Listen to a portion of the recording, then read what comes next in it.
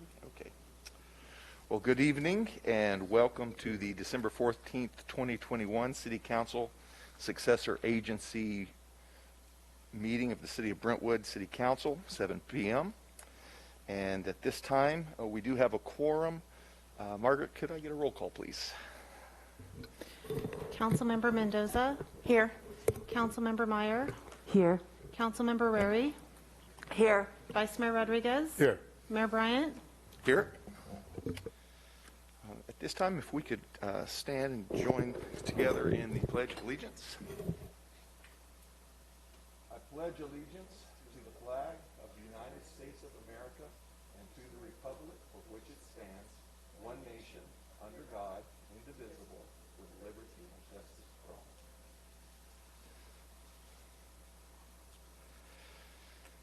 Okay, at this time, we will open public comments, and I will turn it to you, Margaret.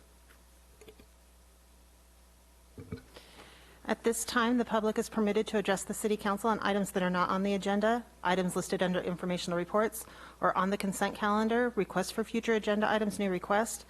Please save your comments for other items that are on the agenda for that part of the meeting when you'll have the opportunity to provide them. I received 5 public comments that were submitted prior to the meeting. Summary is shown on the presentation slide. The City Council has been provided full copies of the written public comments, and these will be made available on the City Council Agenda's webpage. If you wish to speak under public comment, please raise your hand using the Zoom feature, and I'll call upon your name if provided and unmute you to speak. Remarks are limited to 3 minutes per person, and your microphone will be muted after the timer has expired. While we encourage your comments, state law prevents the City Council from discussing items that are not on their meeting agenda. If appropriate, staff will follow up on them. I have hands raised. I will start with Holly Bishop, followed by Rod. Holly, go ahead. Today I'm here speaking again to ask for freedom in our city. The unjust mandates can end if we become a charter city or Constitution Republic. A Constitution Republic, for what I understand, does not cost a thing, and it doesn't change the structure of our current local government. I have asked City Council repeatedly to at least place this on the agenda, and I'm ignored. Karen Rary, you told me before the last City Council meeting no more agenda items can be added this year, and after that meeting, Mendoza asked for 2 agenda items, which I believe was granted. It seems as though there are some City Council members who ignore what its citizens want. I informed all of City Council about a freedom rally on October 30th, and no one from City Council was present with its citizens. I was told there was a perception it was going to be an out-of-control protest, but let me tell you the reality.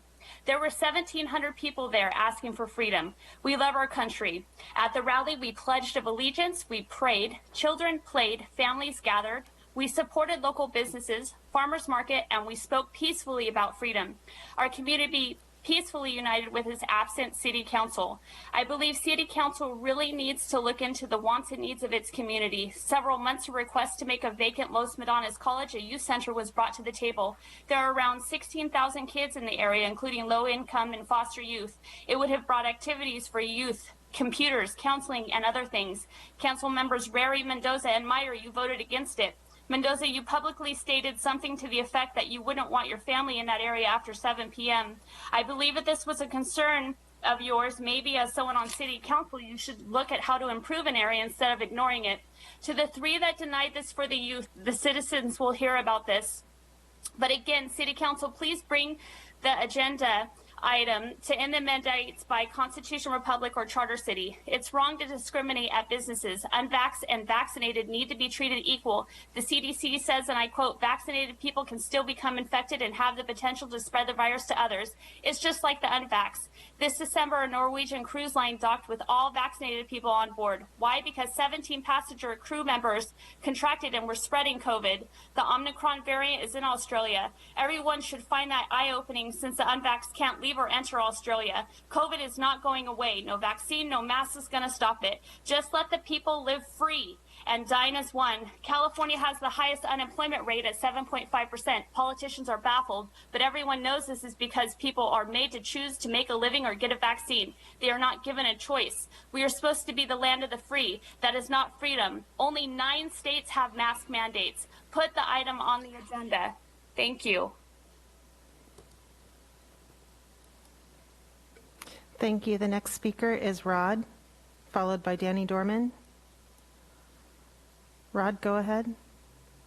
Yes, thank you. Well, I wasn't going to address it, but in terms of constitutional republic city, that's kind of a crock, and I don't think it's anything the city needs to spend time on. It doesn't do anything. It would not accomplish anything. You can't overrule the county health department. The city has no authority there, and just a waste of time and money. As far as I do have a question, not really a question, but a comment. We used to have Terrence on the Deer Ridge Solar Agri-Hood Facebook page, which is a page where we discuss, the future of Deer Ridge.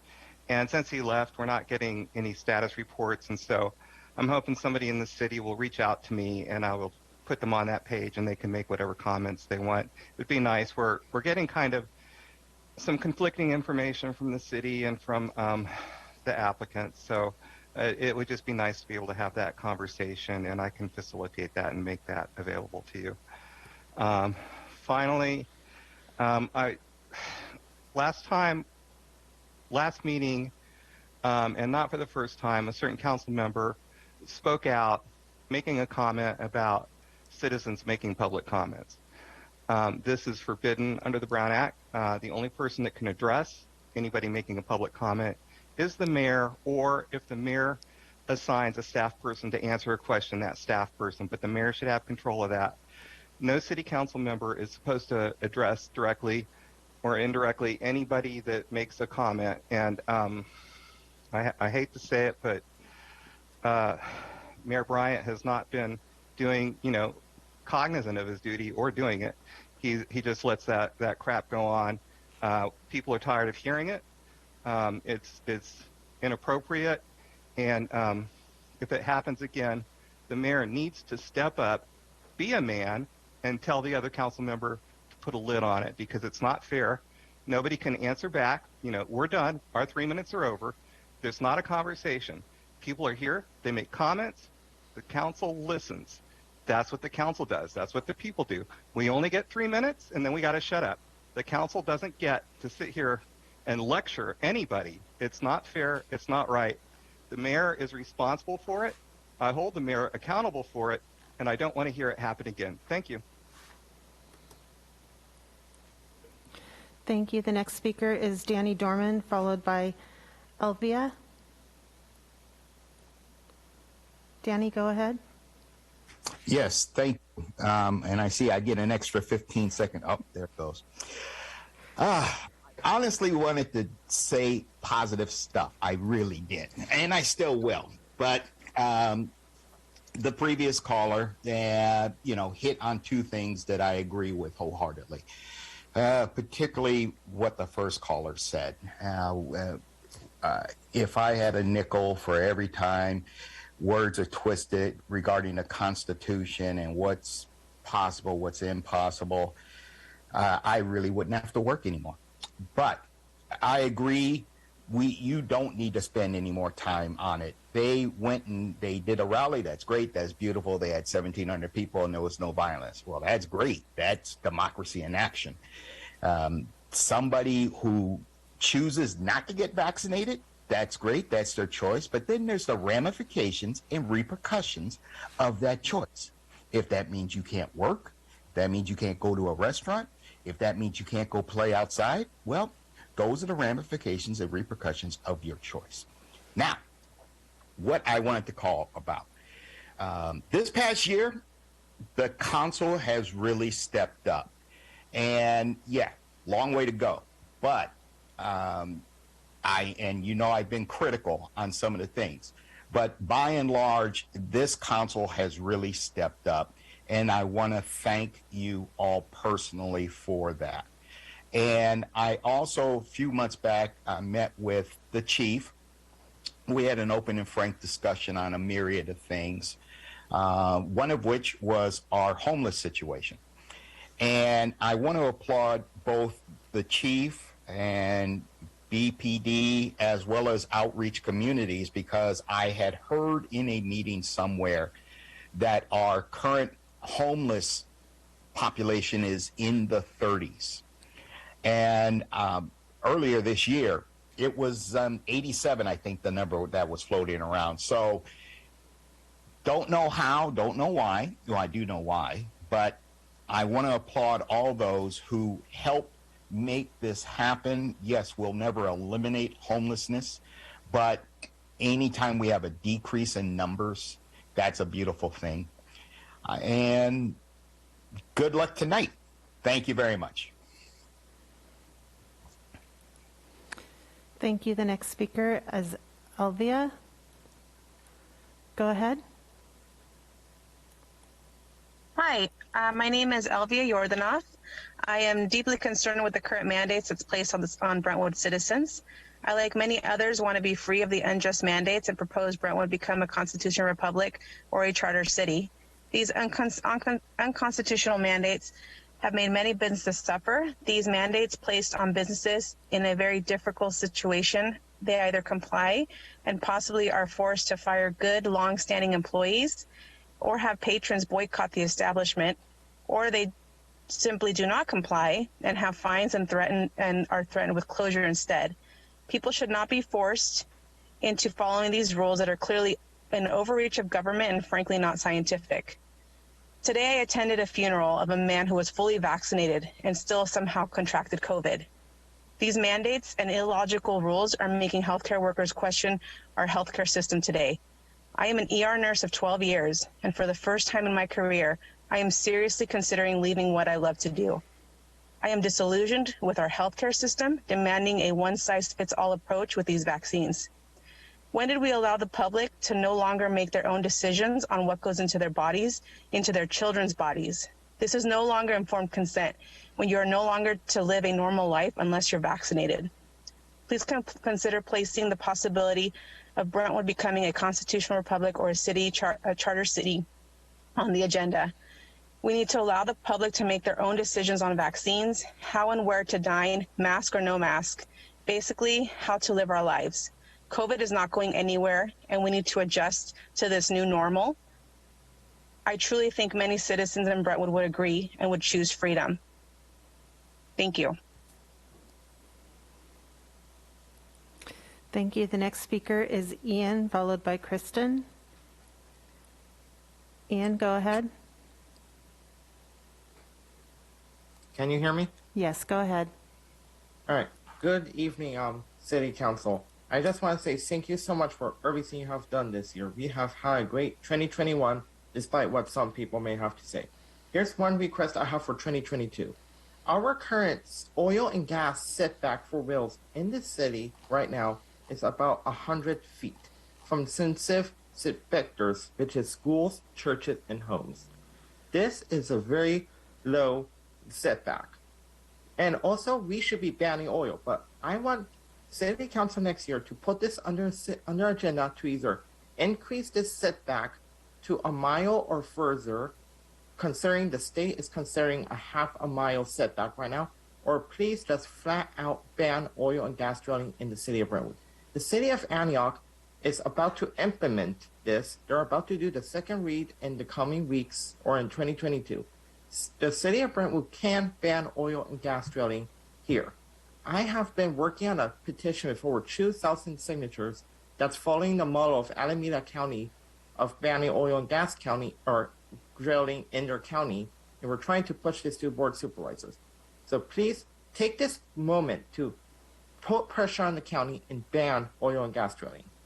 Because in Oakley also has a 150-foot setback. So both cities are in danger. Let's set a better example than Oakley. And one more thing I would like to ask City Council to do in 2022, since we're on the topic of environmentalism, please do an audit of all of your greenhouse gases that the city produces, the city government, and find ways to bring us to a more sustainable system, or even better, net zero carbon, like the water district in Oakley has done. Thank you so much, and looking forward to our meeting, and happy holidays, City Council. The next speaker is Kristen Romano, followed by Carolina Villaseca. Kristen, go ahead.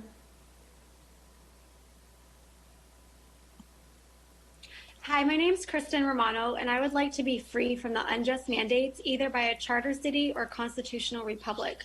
I would like to live my life free to choose what is best for myself and my family. Thank you.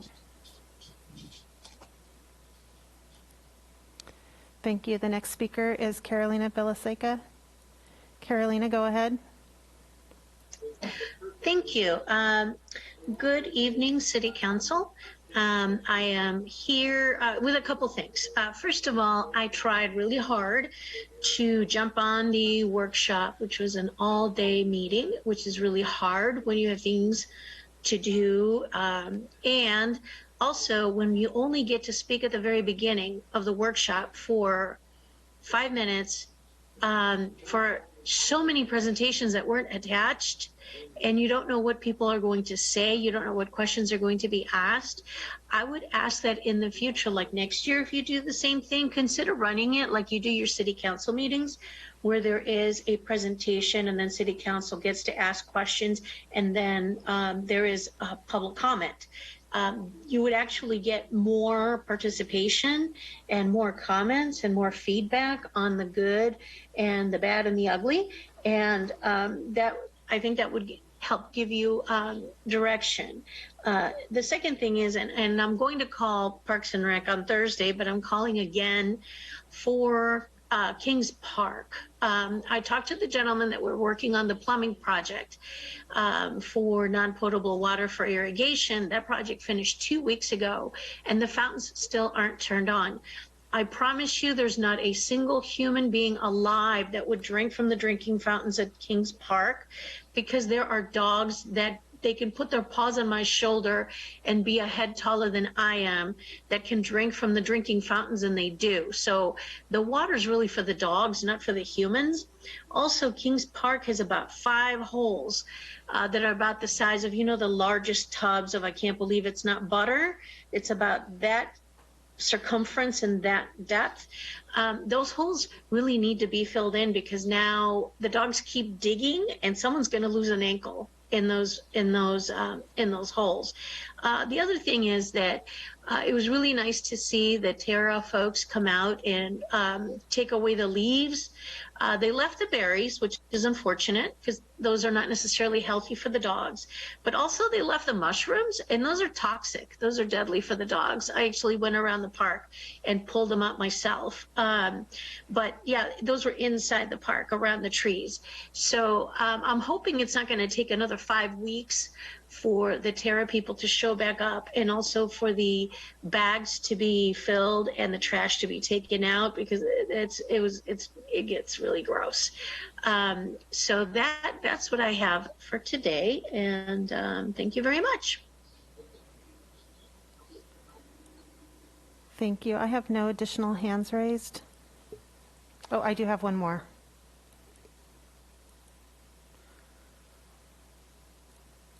Two more. Laura N., followed by Rachel. Laura, go ahead. Yes, hi, my name is Laura Nelson, and I would also like to be free from the unjust mandates, either by charter city or constitutional republic. There is something called natural immunity. I think people forgot about that, but COVID is not going away, and nobody should be forced to put anything in their body. Nobody should be discriminated against whether they are vaccinated or not. This is definitely something that should be on the agenda, and I ask for it to be in future meetings. Thank you very much for your time. Thank you. The next speaker is Rachel. Rachel, go ahead. I, Rachel Green, would like to stop the unjust mandates. I do not agree with the vaccine segregation Contra Costa County has put in place. The science has shown fully vaccinated people can still become infected and carry the same viral load as the unvaccinated were infected.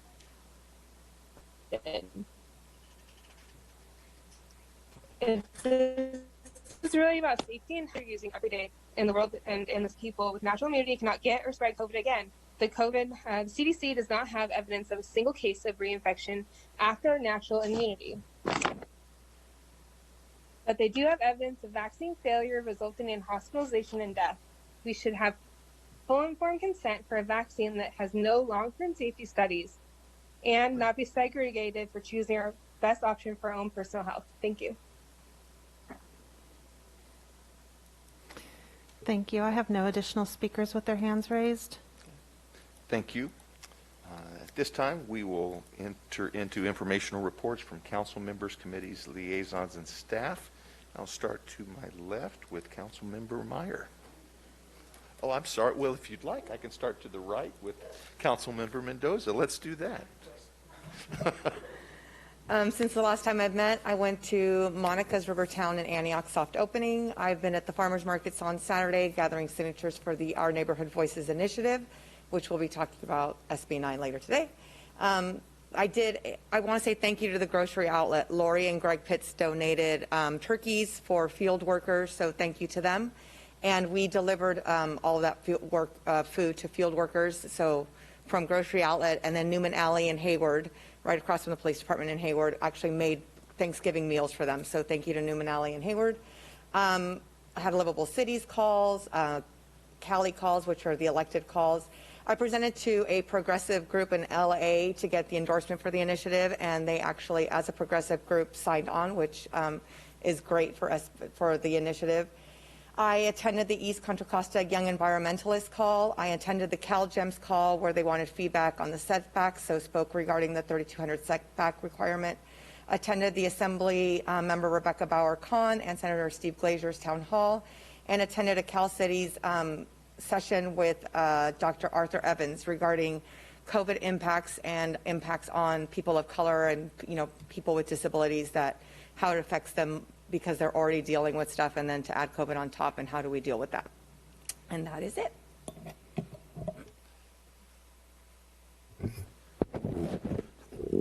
Since our last meeting, I met with Dr. Sean Fletcher in regards to some trainings that we're looking at doing here in the city for some of our staff. Also had an ag enterprise meeting. It was my second meeting, very good meeting. We talked about different projects that they're looking at doing, but also some of the stuff that they've been using to be able to pass out the information in regards to some of the farming and events and activities that some of the farmers are doing on their actual land itself. One of the things that was brought up that I thought was really interesting that I'd like to learn a little bit more about is, I guess there's a label or something that was mentioned by some of the ag group there in regards to homegrown. And I know that it was mentioned by a couple of them about them to take ownership of that, to be able to utilize it a little bit better. I think that the city at this current time owns that label or owns that name, but I know there was a discussion around the possibility of them being able to utilize that or purchasing that to be able to really use the homegrown label a little bit more aggressively and out there in the community. So that's all I have for now, but thank you. Councilmember Meyer. Thank you. Since we met last, I attended the League Leaders Workshop Discussion Forum to kind of flesh out some of our priorities for the year. I went to the Brentwood Police Department Car Show and Toy Drive benefiting Brentwood Community Chest, which was a wonderful event. They did a fantastic job. Attended the soft opening for Monica's Riverview in Antioch. Did an interview with the Brentwood Press about the downtown parking structure concerns. I attended an informational Zoom for the Our Neighborhood Voices initiative. Attended a redistricting meeting. Attended a League Department Officer Quarterly meeting to give an update on what Mayor's and Council Members Department is planning. And then the last thing is going to take just a little bit more time, so I apologize in advance, but this is about the Broderick Apartments and the families impacted by the fire on December 3rd. There have been a lot of community members, a lot of nonprofits, some staff working together to help these families, and the need is great, and it's not going away. It's going to be ongoing. So we did the initial site visit to do some intake. There's been multiple planning meetings with the core group, including Red Cross of Northern California, Hija del Campo, Miguel Saldana of Azucar Candies, and a representative from the Office of Supervisor Diane Burgess did a presentation to the East Contra Costa Community Alliance Steering Committee, trying to make phone calls to get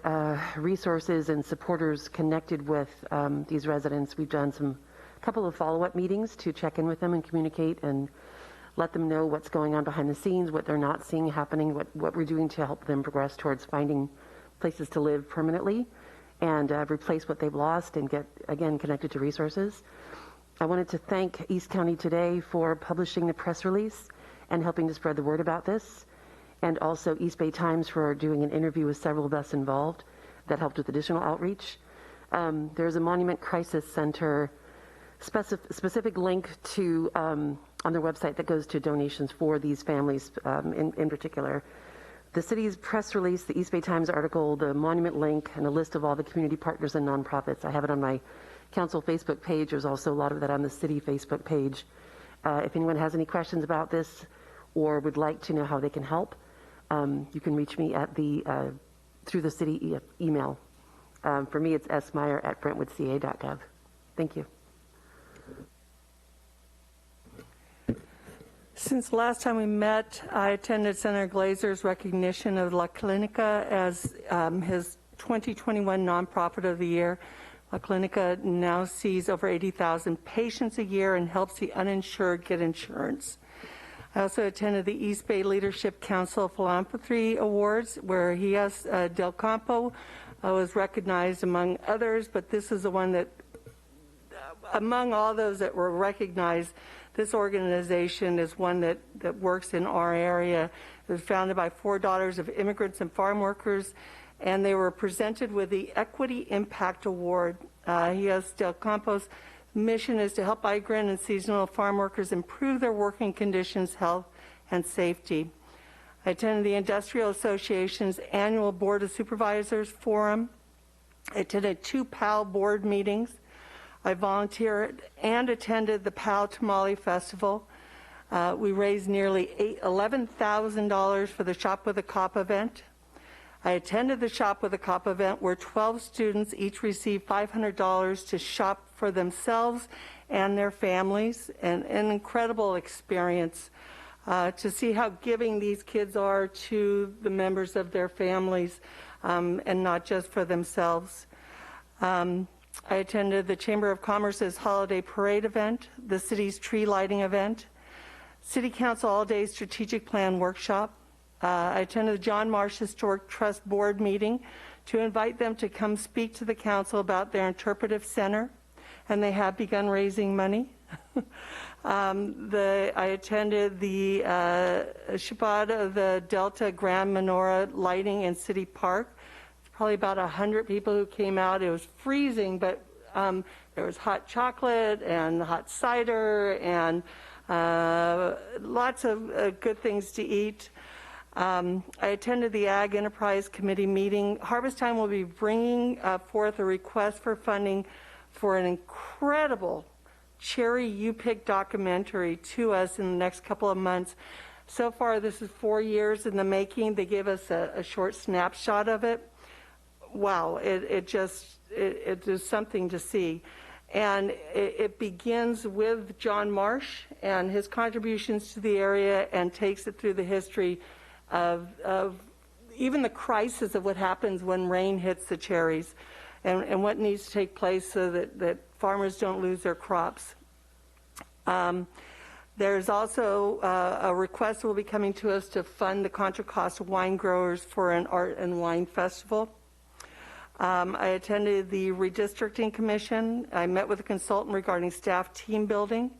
I met with the city attorney for an update. I walked through the Tunnels of Joy, which just, if you haven't been out there on La Costa Drive, it is phenomenal.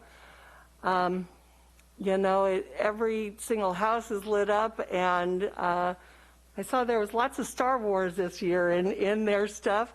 But this year's fundraising is for a 3-year-old boy who has stage 4 leukemia.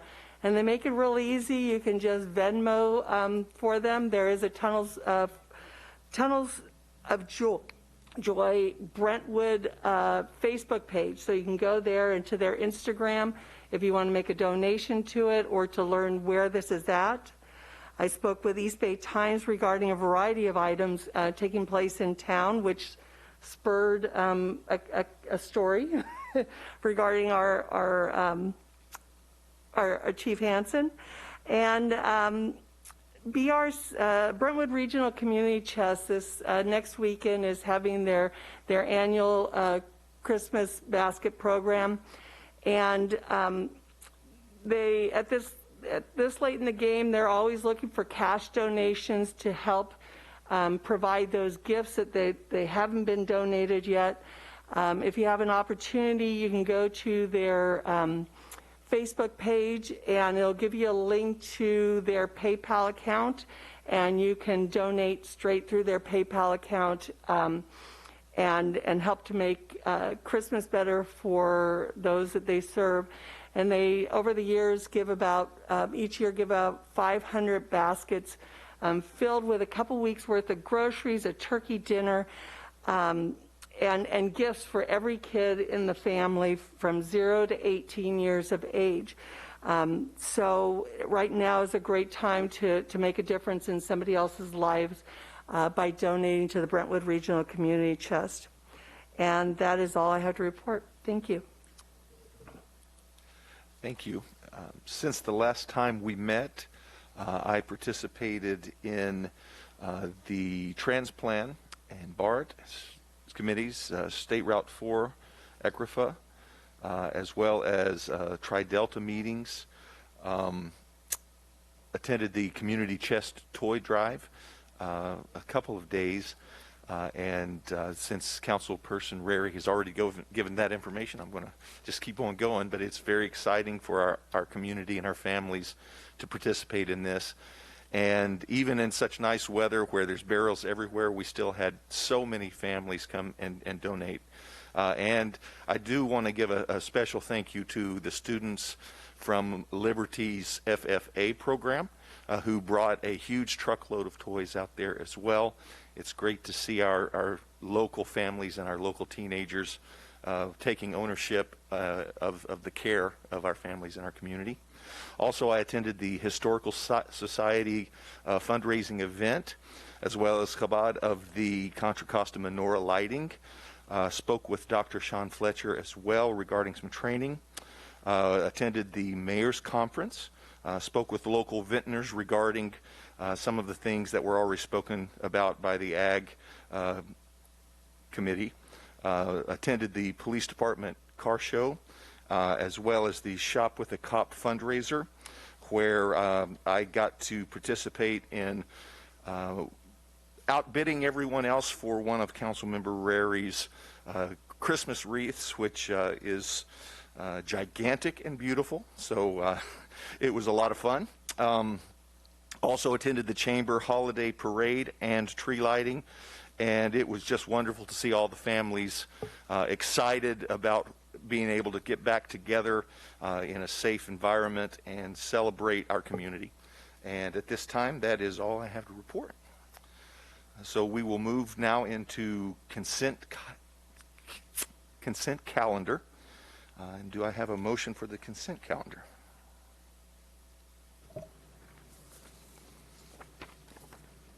I'll make a motion to adopt the consent item calendar B1 through, I think it's B11. B11. I'll second that. Okay, we have a first and a second. I'm going to ask the city clerk to read the title of ordinance on item B7. An ordinance of the City Council of the City of Brentwood amending Chapter 2.64 of the Brentwood Municipal Code pertaining to the Poet Laureates to add the position of Youth Poet Laureate. Okay, we have a first and a second. All in favor, aye. Aye. Opposed? It is unanimous. We will move on to public hearings. Item C1 pertains to state housing legislation and includes consideration of an urgency ordinance and required standards regarding SB 9. We'll also consider a recommendation of no further action on SB 10. And Alexis Morris will now present the item. Alexis.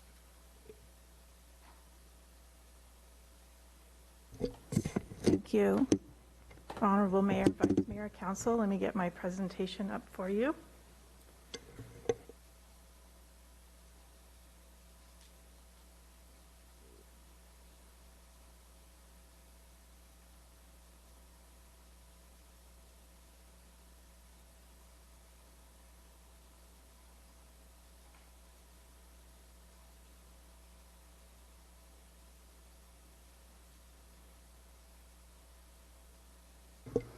Okay, thank you. So this item is to discuss two new state laws known as SB 9 and SB 10. I will be talking about SB 9 in great detail and briefly touch on SB 10 at the end.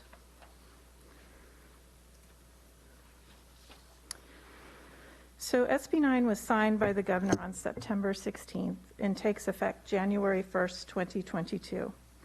The law is a sea change in how single-family zoning works in the state of California. The new law requires ministerial approval of qualifying developments of up to 2 units and qualifying lot splits in single-family residential zones.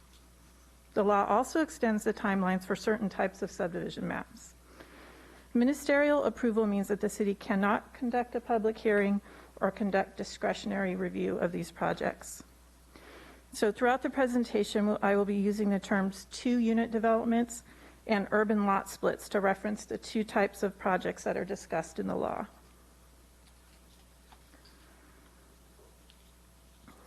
So the 2-unit housing developments are proposed housing developments of no more than 2 residential units, which can consist of 2 brand new units or 1 new unit in addition to an existing unit.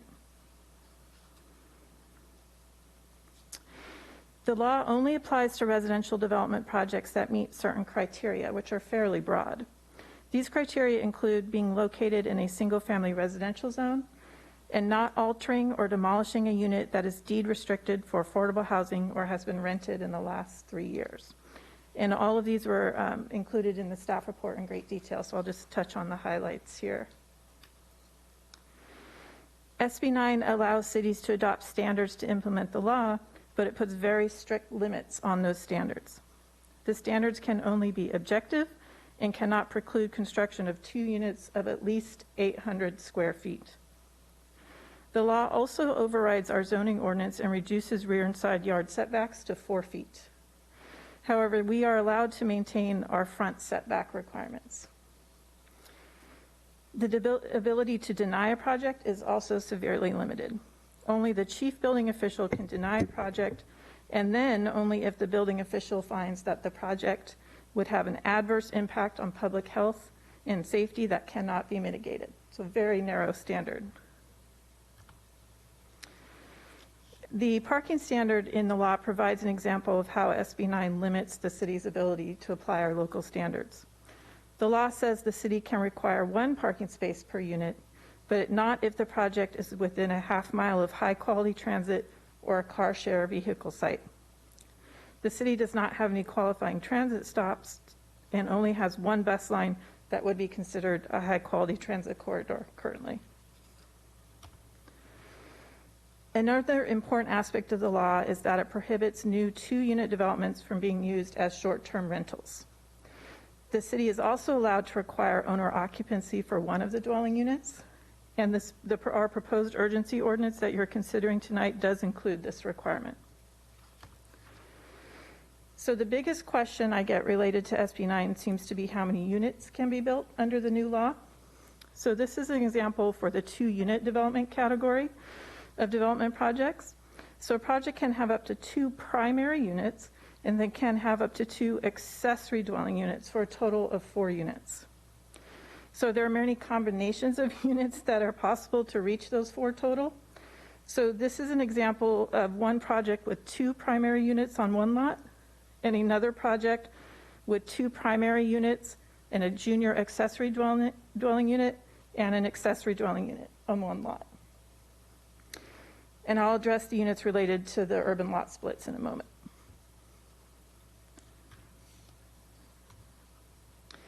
So the second category of projects in SB 9 are the ministerial approval of urban lot splits.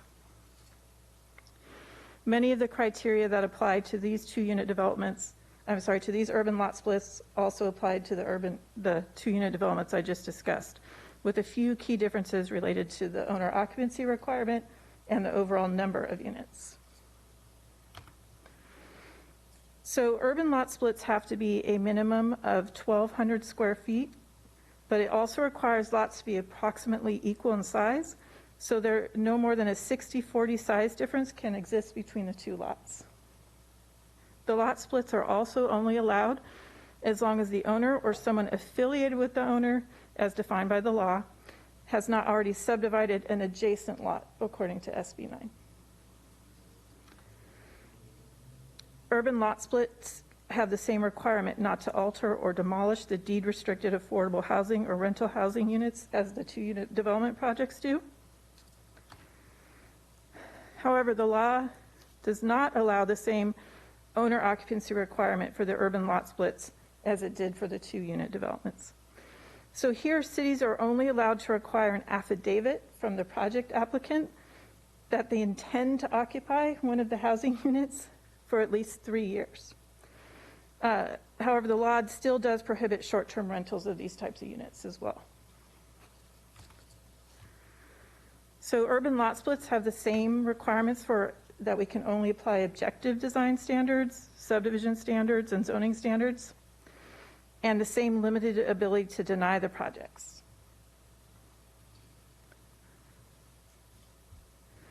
The city is allowed to require one parking space for these as well, and we are allowed to require easements for utilities and facilities and impose access requirements on those new parcels. The number of units that can be built for an urban lot split project is different than for the two-unit development projects. So for this category, the city is allowed to limit the units on any of the parcels created through the urban lot splits to 2. This unit count includes ADUs and junior ADUs. So only a total of 4 units of any kind can be created with an urban lot split. So again, there are multiple combinations of how these units can be built for an urban lot split, as long as there are only 2 units per parcel. So these examples show a few of the options. These aren't the only options, but these are a few, probably the most common type we would see. The top example is of an existing lot with an existing ADU that is then subdivided on the right-hand side to create 2 new primary units for a total of 2 units on each new, this one creates 2 new primary units on one parcel and a primary unit and an ADU on the second parcel. The bottom example shows a project that splits a lot and creates 1 new primary unit on the new parcel and another project that splits a lot and creates an ADU on one parcel and 2 primary units on the other new parcel.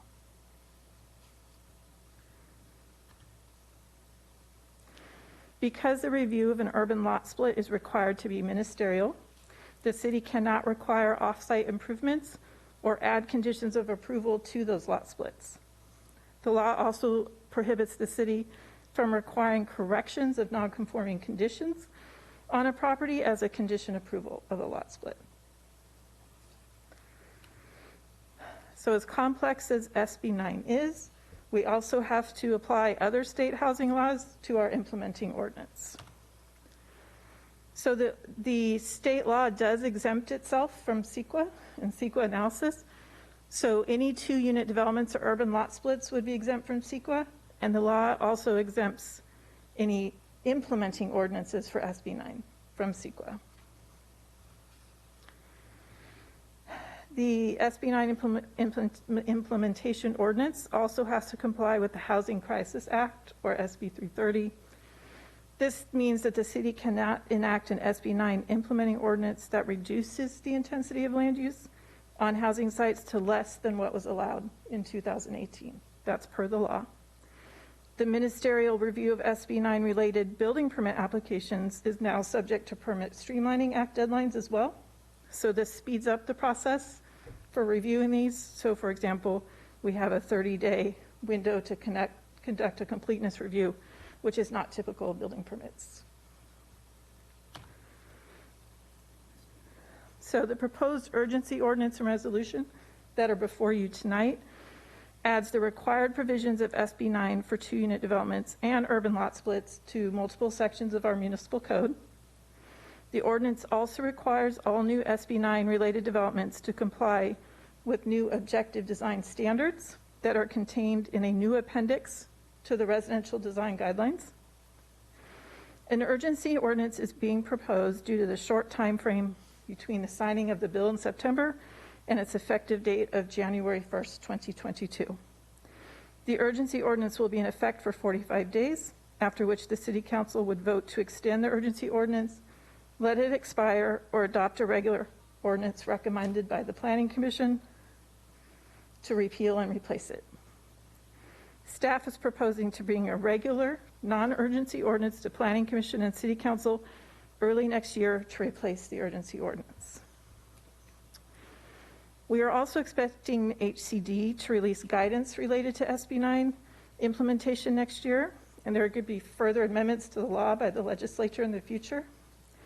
Therefore, a resolution is proposed for the adoption of the objective design standards to allow for flexibility and updating it in the future if necessary. So to switch gears, I will just touch on SB 10 quickly.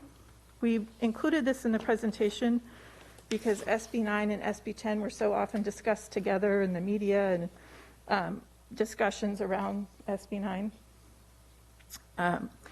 So this bill is not really related to SB 9. It's not as impactful to Brentwood as SB 9 is. SB 10 allows cities to opt in or voluntarily adopt upzoning of parcels in transit-rich areas to up to 10 units. Currently, the city does not have any qualifying sites for SB 10 related to upzoning. Therefore, staff is not recommending that the city implement SB 10 at this time. So that concludes my presentation. In addition to myself, we have Katie here tonight and Erin Laparolari from Goldfarb and Littman. She's on the line to answer questions related to this item. So that was a quick overview of a very complex law. We'd be happy to answer any questions that you have. Questions of staff? I've got a couple. So in the staff report, it said regarding HOAs that they can pass language that could prohibit this type of building within their developments, in their CC&Rs. Are we reaching out to the HOAs in our town to have them add language to prevent SB 9 development? I have not, no. I think it might be a good idea to reach out to all the HOAs and let them know about this and what they can do, because we will get a lot of communities who are upset about this happening in their neighborhoods. And I understand it's only something that we can do with HOAs. So when the ADU and JADU ordinance was passed earlier in the year, we ended up with that construction style single wide trailer being placed against a fence in a neighborhood, and it created an uproar. This objective design standards that we have limited decision making over, what does that mean? Are we going to end up with more of these trailers? Well, not the way the objective design standards are written that are proposed tonight. They have to have permanent materials like stucco and concrete tile roofs or that type of thing. So there are standards in there about materials and look. Unfortunately, that's an editorial comment, sorry. SB 9 allows units to be built up to 4 feet from the property line. So in terms of placement of units, they will be much closer than your typical home is today. Okay, so, and there's nothing that the state can do. Well, as you said, they could possibly change the objective design standards with an amendment to SB 9. So the state has said that none of our objective design standards can preclude a unit of at least 800 square feet to be built. So that's one way that may restrict how we apply them today under the current law. Not every law is the same, not every parcel is the same, so that could restrict the application of some of these proposed standards before you tonight. The legislature could also amend this law and in ways that would make some of our objective design standards invalid. And in design, are these going to be similar to what is already taking place in the neighborhood? Or is that something that they can just come in and decide, you know what? I'm going to do it. I'm going to do your stucco, and I'm going to do your 3-inch, for any garage setback. I'm going to do your 3 inches that you need. But we're going to do it some other way that, really doesn't fit well in a neighborhood. That's possible that they could apply all these standards and it not resemble the other architectural styles in the neighborhood, for example, or of the house next to it. There isn't a standard in there right now that it has to exactly match an existing unit that's there. There's a couple reasons why we didn't put that explicit language in there, because there may be some existing units that aren't attractive or desirable. But the city of Brentwood, the majority of the neighborhoods are relatively new and nice, and it's probably more the case that it would be an attractive main unit that you would want this prime next unit to emulate. So we don't have that explicit standard in there now, but we could certainly craft that to be written in an objective way. Okay. All right, thank you. When it comes to the rental, I have discussion, but I have some questions first. When it comes to the rental portion of it, I'm a renter. I've lived there for 3 years. They can't do this, right? And kick me out? They can't alter or demolish the unit that you're in under the law. So my unit, the rent stays the same, and they can't have me leave? It doesn't say anything about the rent. It just says they can't alter or demolish the unit. Can we put something in there about rent protection? That I don't know. Is Erin on the line, or Katie, do you want to? There she is. Through the mayor. Please go ahead. So with regards to, I'm sorry? Go ahead, sorry. Can you hear me? Yes. With regards to rent protections, we'd have to look into the rent control laws, okay. Whether or not we'd be able to apply rent protections to the property.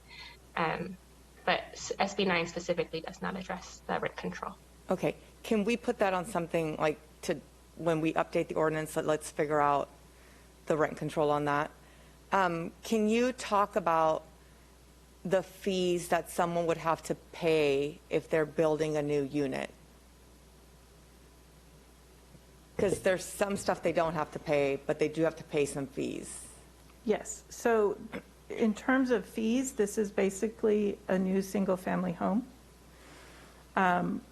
So again, we're just talking about the 2-unit developments related to SB 9, not if they also build an accessory dwelling unit. That gets more complex. But just the new primary units would be subject to the same fees that a single-family home would. So I did a calculation today on just a typical 1,500 square foot single-family home, just to pick an arbitrary square footage. The city's fees for a new single-family home are about $52,000. That's just the city's fees. So about 4,300 of those are building permit fees, and about 48,000 of those are development impact fees, the various development impact fees. And that does not include the non-city fees that we pass through, like ECRFA fees. Those are an additional around 36,000, and that's for a 1,500 square foot.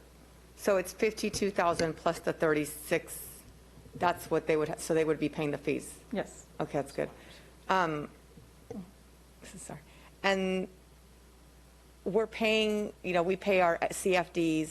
Our some homes, our LLDs. How I know that you might not have the answer, but for the people on the phone, like that's something we need to look into also regarding fair share of increased population and impact. How are we going to manage that?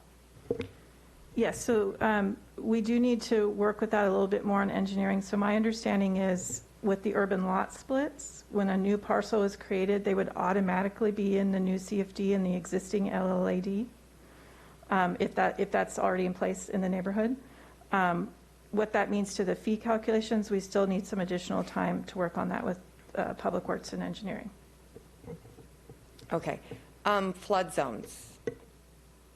I know we're not near water, but like I'm near that big water tower, so I had to pay something extra on my insurance because it's considered a flood zone. Do we classify any homes here in Brentwood flood zones, the ones that live near the towers? That I don't know. I would have to look at what makes a flood zone is determined by FEMA and their floodplain maps. So I'm not sure if being next to a water tower would classify you as a flood zone per FEMA. But I can certainly look and see where the flood zones are in the city of Brentwood. If people are paying more for their insurance because they're classified as a flood zone, let's see if we can then, just like historic zones and high fire zones are exempt from SB 9, let's see if we can get those areas exempt from SB 9. And do we have any high fire zones in Brentwood? Not at this time. The state has updated their maps recently, so that's an ongoing process, but not at this time. Okay, so those were my questions. Discussion will come later. Thank you for the report. It was some interesting reading. Parking, the limited parking. It says local agencies may require only one off-street parking space per unit. None if the site is close to transit or a car share vehicle location. For the public, can you get a little bit more specific about the transit definition and what that would look like, what parking could look like on this case? Sure. So a major transit stop is a specific definition in state law, and it refers to two or more high-speed bus lines intersecting. We don't have anything that qualifies as a major transit stop. A major transit route is also defined in state law, and that's bus lines that have schedules of 15 minutes or fewer during peak commute times. We have one bus line that qualifies as 15 minutes or fewer during the PM commute time. And was that the two? So then in that case, it wouldn't qualify for that because it's just a short period of time. It's not an overall classification? So it would qualify as a major transit route, not a major transit stop at that bus line because there isn't two intersecting bus lines of that quality. So in this case, then what would parking actually look like for these units if we have four? So if you're within a half mile of that bus line, the law says we cannot require you to have a parking space. Right. So I mean, I'm trying to clarify where these people are going to park. If we've got 4 units in one, and then you have each like 2, 3, 4 family members, where will people be expected to park? On the street. Right. Okay. I have a question about monitoring and enforcing. This would be the residential only, the 3-year applicant occupancy by the affidavit, and the short-term rental prohibition. Can you talk about the monitoring and enforcement for those 3 issues, please? Sure. So the monitoring and enforcement would likely fall to the community enrichment team. The affidavit is the most difficult of those categories to monitor because the state law just says that the applicant intends to live there for 3 years on the date that I think it's the permit is issued. They could change their intent after they sign that affidavit and no longer live there, and it would be very difficult for us to say anything about it one way or the other. They can just say, well, I no longer intend to live there. I did when I signed that affidavit. In terms of short-term rentals, that's challenging, but not as difficult because we can do investigations and we would know the addresses of SB 9 units and we can look for short-term rental advertisements, but we would have to come across an advertisement or some way to verify that someone is marketing these as short-term rentals. So it's not perfect. So we don't really have a way to protect ourselves in this way at all? We don't have very effective ways to enforce these. Okay. And then as far as capacity, we don't really know what to expect, of course. So would we give this a trial period of just kind of test how much staff time is being taken up for community enrichment to see if we need to add to that? For the enforcement? Yeah, certainly. We would, gauge it over 6 months to a year and just see how much of an effort it is. It will be related to enforcement. I think the most time consuming will be for the building department and the planning department just to plan check these and explain it to the public is going to be very time consuming. Okay. I'm just double checking here. Can you, for the public, explain a little bit about the no corrections of nonconformities? Yeah, so often when the city has a discretionary review of, let's say, a use permit or a home addition, if there are non-conforming aspects to a property, sheds without permits or carports in the setback, we can require those nonconformities to be corrected before we issue a discretionary approval. So what this law is saying is everything related to these SB9 units is ministerial, and we cannot look at or require the correction of other nonconforming issues on the property when we issue these permits. So we can address it through this process. Okay.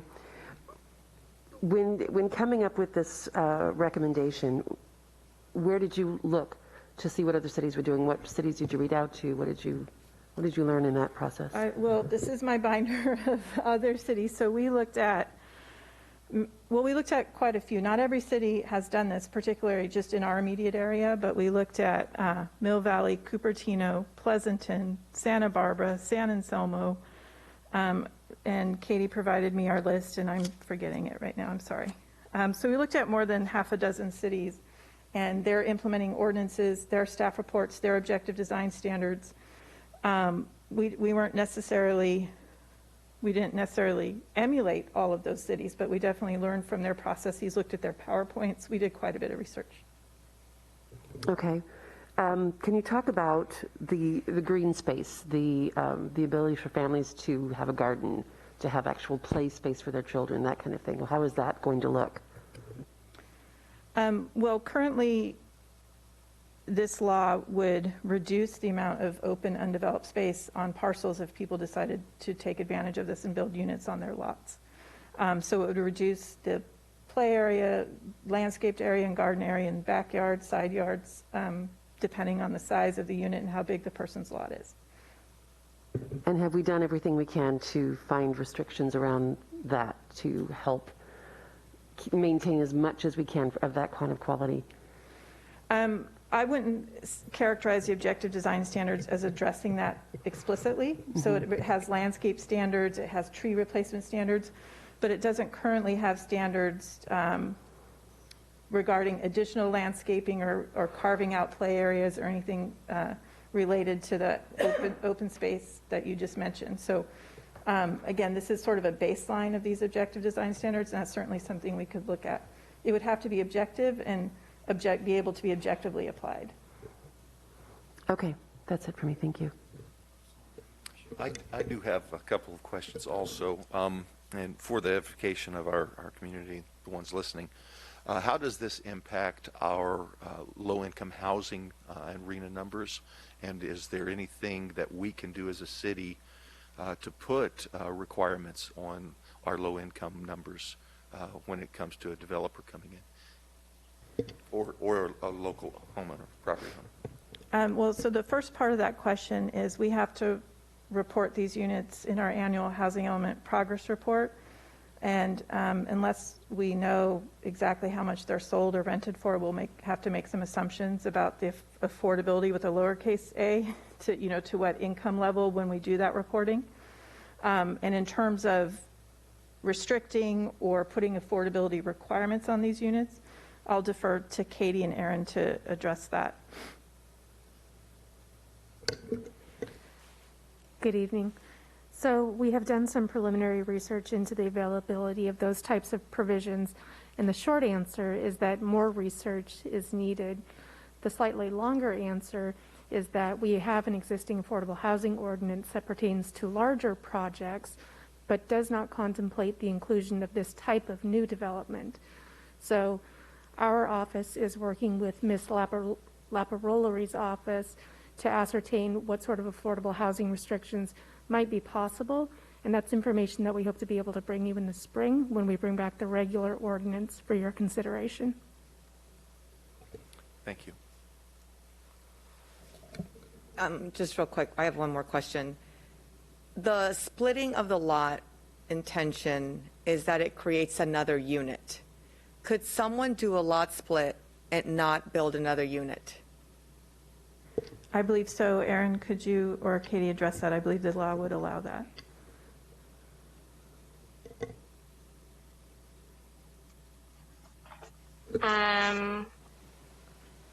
They could.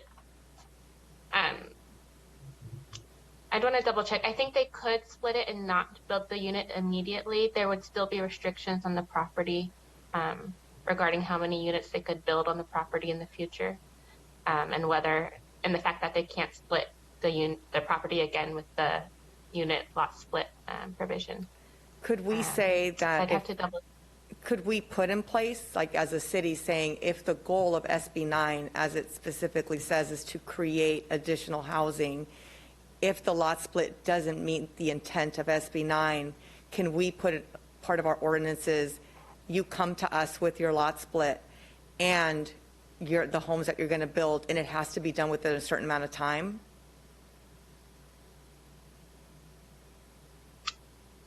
I would want to look into that further, but I think we could request that the development application be submitted with the parcel map. Okay. And then back to the mayor's question, the language in SB 9 says that this was created to create not only additional housing, but affordable housing. So if we've seen this done in other cities and it's not creating affordable housing, it's not making it cheaper for anybody. On the contrary, it's actually increasing the rates of rent and the value of land. So I guess we could put in an affordable housing language in ours, and then it would be up to us to deal with the ramifications of that and the monitoring of that, correct? So I think, referring back to what Katie was saying, is that we would want to do an economic feasibility study of any affordability requirement to make sure that the affordability requirement isn't confiscatory, but we could look into that. Okay, so come back in spring, we could say, put in this affordable housing requirement, and, okay. Thank you. So I have a comment. Councilmember Mendoza, did you say, were you asking regarding floodplains? Because, and the higher fires, the very high fire hazard zones, because in this it says it allows urban lot splits in very high hazard areas, floodplains and earthquake zones, and on contaminated sites if certain standards are met.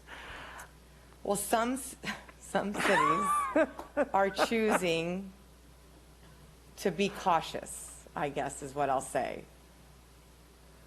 And it's up to the council to decide how cautious we want to be with the health and safety of our residents, and then deal with those ramifications if something were to come up.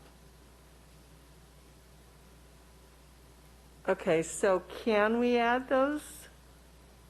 I guess is to Katie and to the other attorney. Can we add that not in the high fire hazard zones, floodplains, and earthquake zones? So I'm looking back through the language of the ordinance, just to refresh my recollection on this. I think that we have thus far been fairly cautious in the way we have put the ordinance together to ensure that the eligibility criteria matches that which is laid out in the statute. And so adding this type of eligibility criteria would be taking a step beyond what is expressly allowed by state law. And we would want to sit down and consider whether that had any vulnerability attached to it so we could advise you accordingly. Aaron, I don't know if you have further information at this time on that issue. So I just want to make sure I understand the question, because so generally a property in, for example, a high fire hazard zone wouldn't qualify unless it meets certain standards. And you're asking to exclude that property even if it meets those standards? Or am I missing the? Yes. I would agree with Katie. It would be going beyond what the state statute provides. So I'm not sure that it would be permitted. what is the risk in implementing some of these standards that what would be the impact of that? So potentially the city could be on the receiving end of a lawsuit by groups that had a stake in the implementation of these new requirements. We have seen a couple of cities already receive letters from organizations indicating that they may be pursuing legal remedies.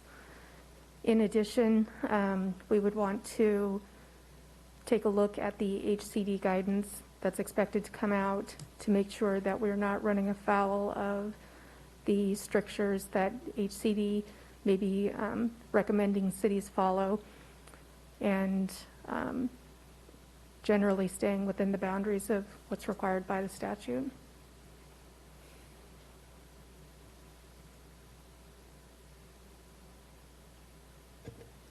Okay, are there any further clarifying questions? Yeah, one more. Just to make sure I'm understanding, are you recommending that we don't push that line until you've had the chance to research a little more and potentially come back with the ongoing resolution for this rather than the urgency one? Am I understanding that correctly? So there have been a couple of requests made here tonight that we've suggested that some further legal research would be either appropriate, or in the instance of the affordable housing requirement, a study, an economic feasibility study or a fee study would be appropriate to support that. So in those areas, yes, we think it would be helpful to have a little additional staff time put in so that we could provide you with a record that would sort of bolster what you're looking to do here or provide you with further information. But if the council has particular requests that it would like staff to try to incorporate more quickly, you know, we can work with some of those suggestions. I know there was interest expressed tonight in having any new unit look similar to existing construction, and that type of additional regulation may be easier to insert sooner rather than later, because it wouldn't require that additional time that some of these other items would.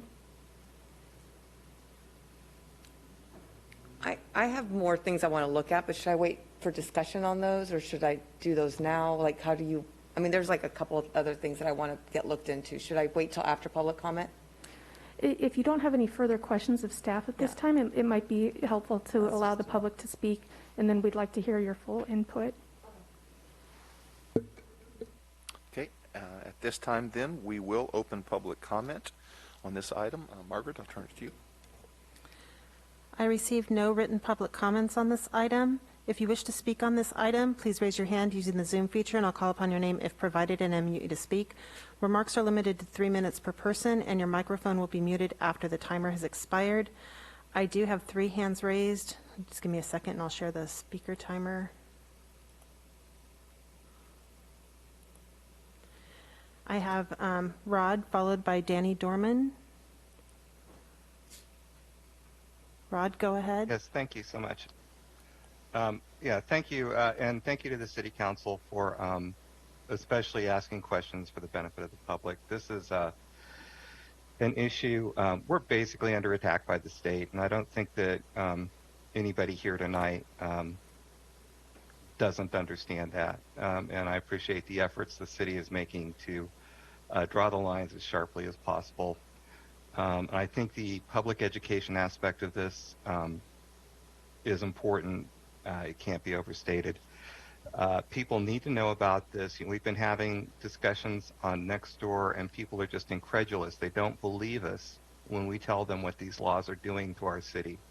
The limitations that have been expressed here tonight, the PowerPoint presentation, which I hope will be made publicly available online, or if it is, please point me to it. I don't, maybe it's in the action item, I don't know.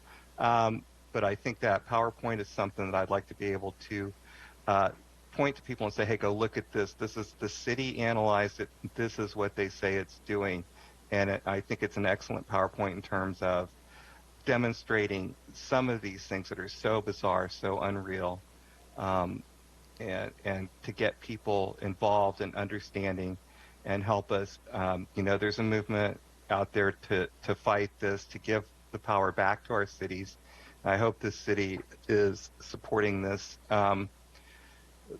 But again, it's just so unbelievable. I think it gives a lot of credence to what we're trying to tell people to get them to understand what's happening, how it's happening. In particular, if I have a question, my question would be, let's say Bridal Gate comes back in front of you and Cena says, okay, I'm going to make it all these lots. I'm going to cut them in half and put 4 units where I was going to put 1 before. Is the city able to say no to that? I mean, it looks to me like these SB 9 things apply to planned developments, and everybody's saying, oh, no, somebody has to move in there. They have to live there for 3 years before they can split it up.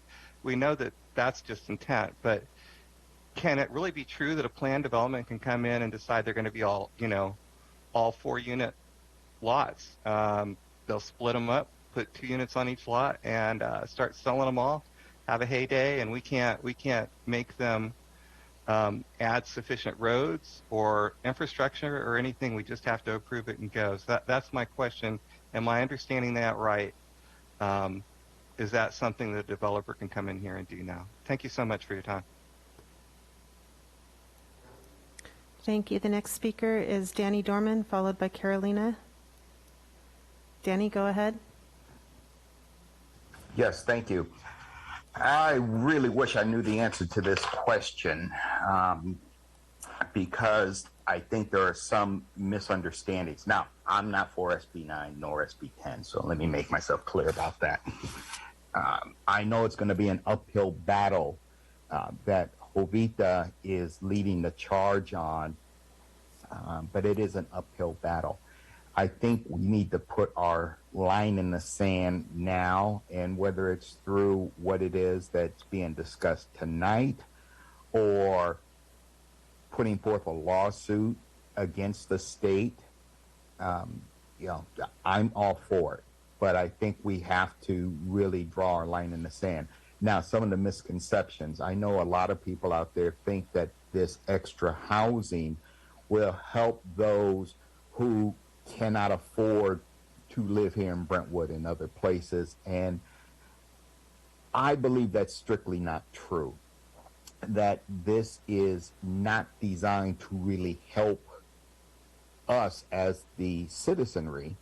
And I can only speak for Brentwood. I don't really care about the rest of the state. But I don't think it's designed to help us nor to help our population stay here. And so if people are misguided and thinking that's the reason SB 9, SB 10 are here, please, that's not the case.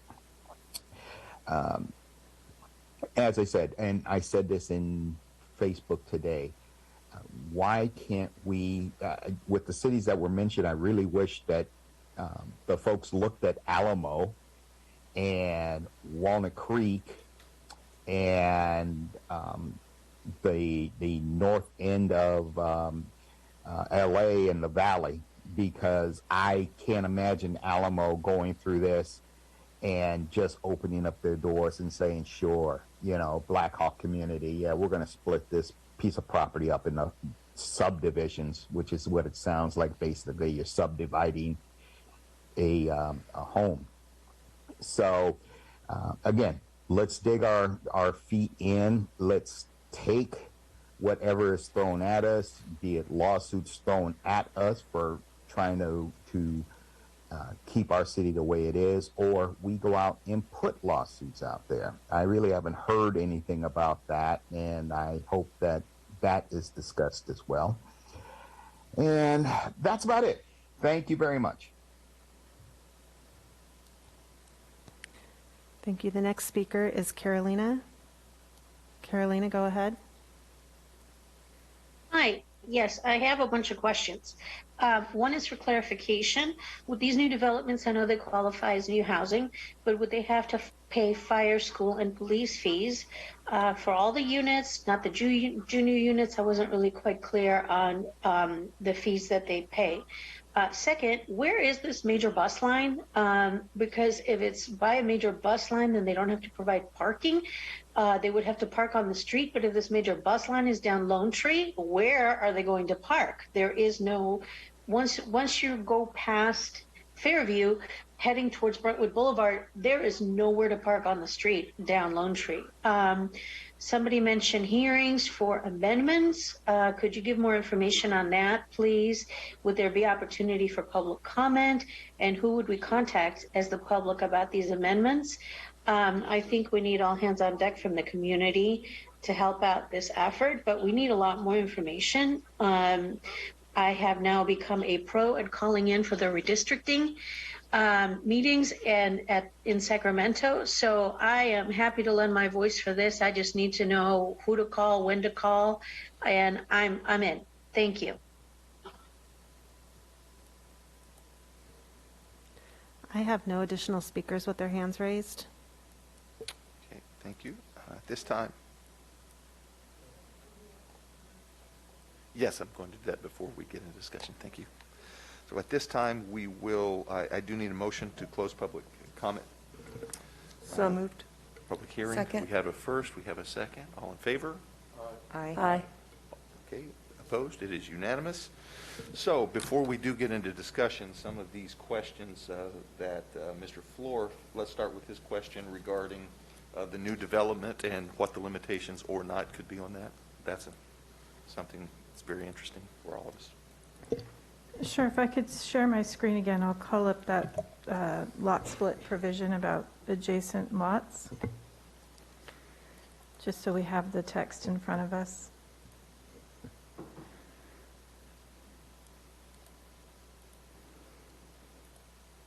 I think that's it, yes.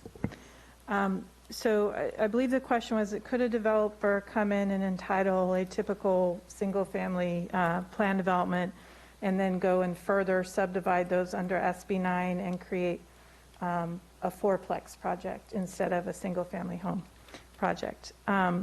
So, and Aaron can expand on this, but the law says, the last bullet here, neither the owner nor any person acting in concert with the owner that has previously subdivided an adjacent lot through SB 9 can subdivide another. Okay, so you get it once, and then the adjacent lot, if you're still the owner or you're affiliated with that owner, you cannot further subdivide the lot next to it.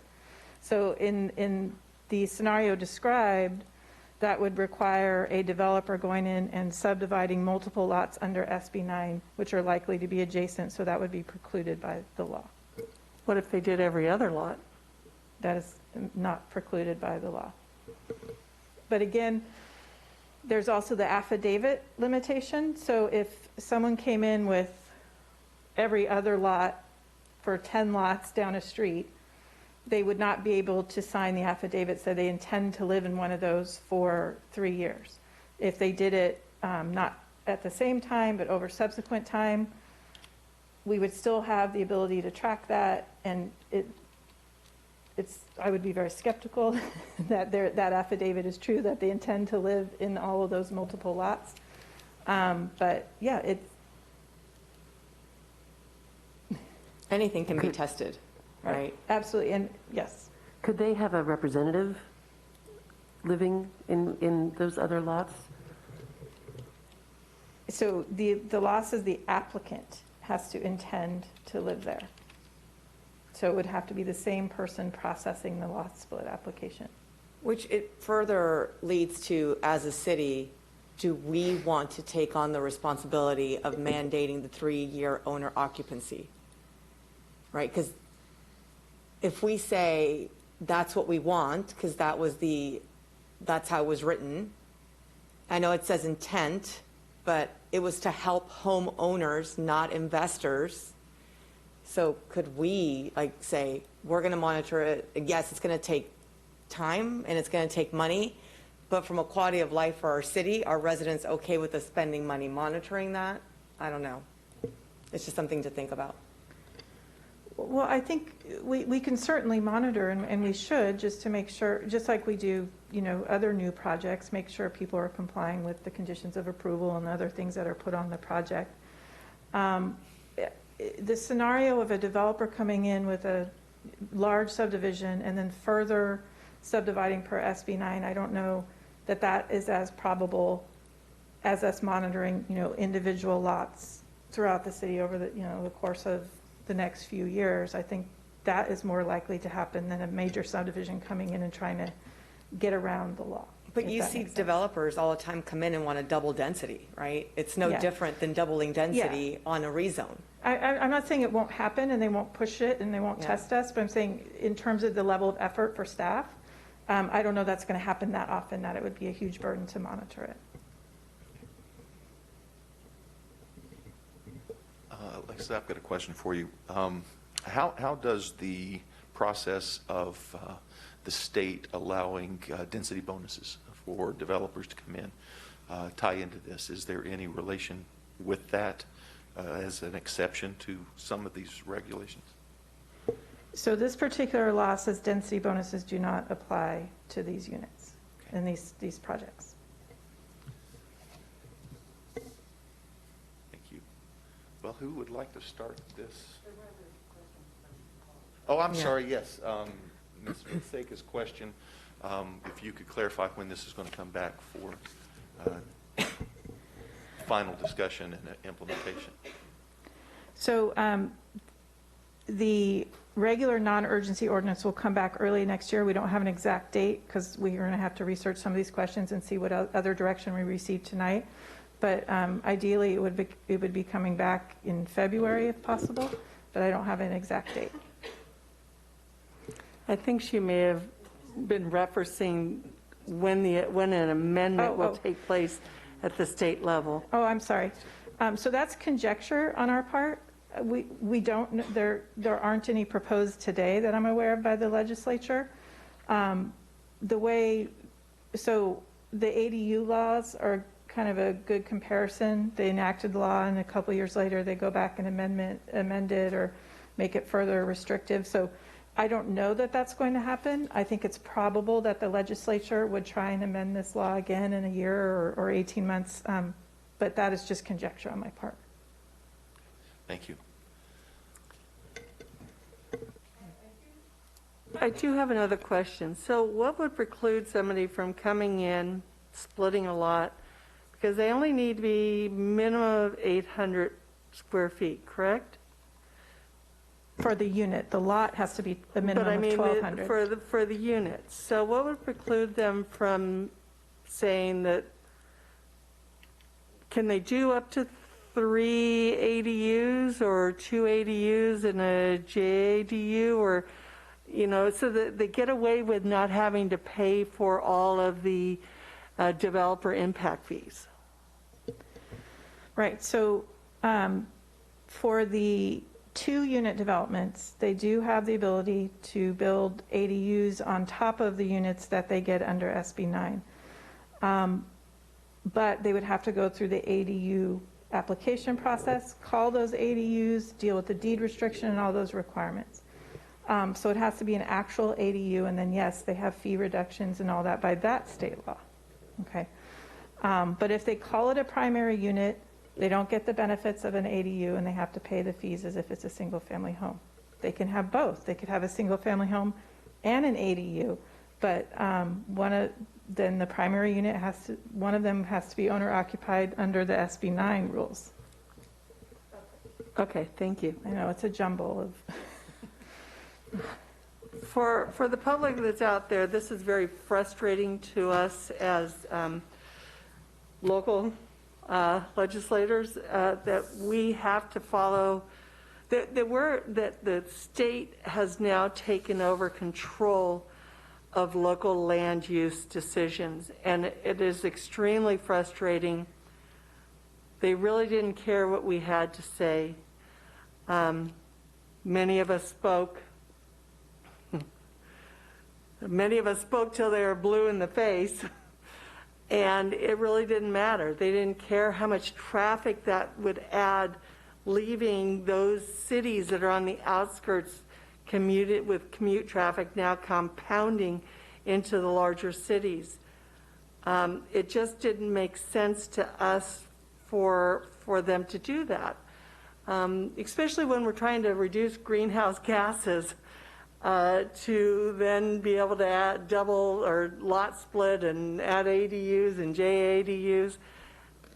It's very frustrating to us. And we're doing this despite what we want to do because the state has taken control over it. But there is an initiative out there that if it passes can roll this back, which is very important for the residents to get on board and sign the initiative so that we don't have to have the state controlling the local land use in cities across California. So that's what I'd like to say at this point. Just piggybacking off of that, yes, we need 1 million signatures across the state to get this on the ballot of November 2022 to undo not just SB 9, but a lot of these bad housing bills that have been promising to deliver affordable housing, and we have not seen that in California. So nothing they're doing is working. And if you say, you know, some people have said, well, city council's not doing anything for us anyway. Well, I'll beg to differ in Brentwood. Councilwoman Susanna Meyer has asked that we increase affordable housing, inclusionary housing in our new developments, and that's working on. And I have asked to do away with in-lieu fees because I think that affordable housing is important. I don't think the way the state is going about it is the best way. It continues to fail time and time and again, and they're hoping something sticks. We've seen this type of housing. I tell people I grew up in a split lot, which was a house in the back and a house in the front. Things just kept getting more expensive in Oakland, and that's one of the reasons I'm out here, because we couldn't even afford to stay in Oakland, a lot of us anymore. And if you study Oakland, since they started this kind of building, there is a big people leaving because investors went in because it was cheap land. So if you think this is going to help people who are underprivileged, you are dead wrong, because that land is prime for picking from investors, and that's who's going to do this. Because like Alexis said, it takes $50,000 plus $36,000 or something to even do this. The regular person of lower income that they supposedly want to target isn't going to have $80,000 plus the money that it's going to take. So like Councilwoman Murray said, if you want to reverse these bills, we can't do anything for you as a council. And I know people are going to come here upset when they see new units. We're not going to be able to do anything. But what you can do is you can sign the petition to get the initiative on the ballot. I'm at the farmers market every Saturday morning for the most part. You can check my Facebook page because I'll tell you when I'm there. You can call me. I will come to your neighborhood and have your neighbor sign the petitions. I will train you on how to do it if any of the council members would like to do it. I'll be more than happy to share petitions with you. I would love the help, but I think that's all we can do right now. And if it's polling 65%. If it gets on the ballot, 65% of Californians want land use zoning decisions to go back to cities, not the state. So that's what I have about the initiative. But then I have questions about the actual more criteria that I want to add to this. I don't know. I just wanted to make a brief statement because I feel like there might be an elephant in the room for anyone out there who knows what I do for my day job.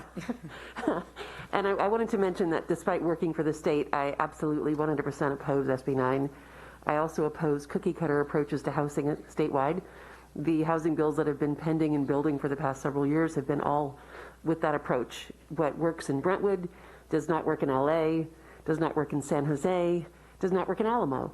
Every city should be able to, the council should be able to read the residents and speak for the residents and work with the residents and respond to the residents' needs and do what works for us, for our jobs, for our transportation, for our infrastructure.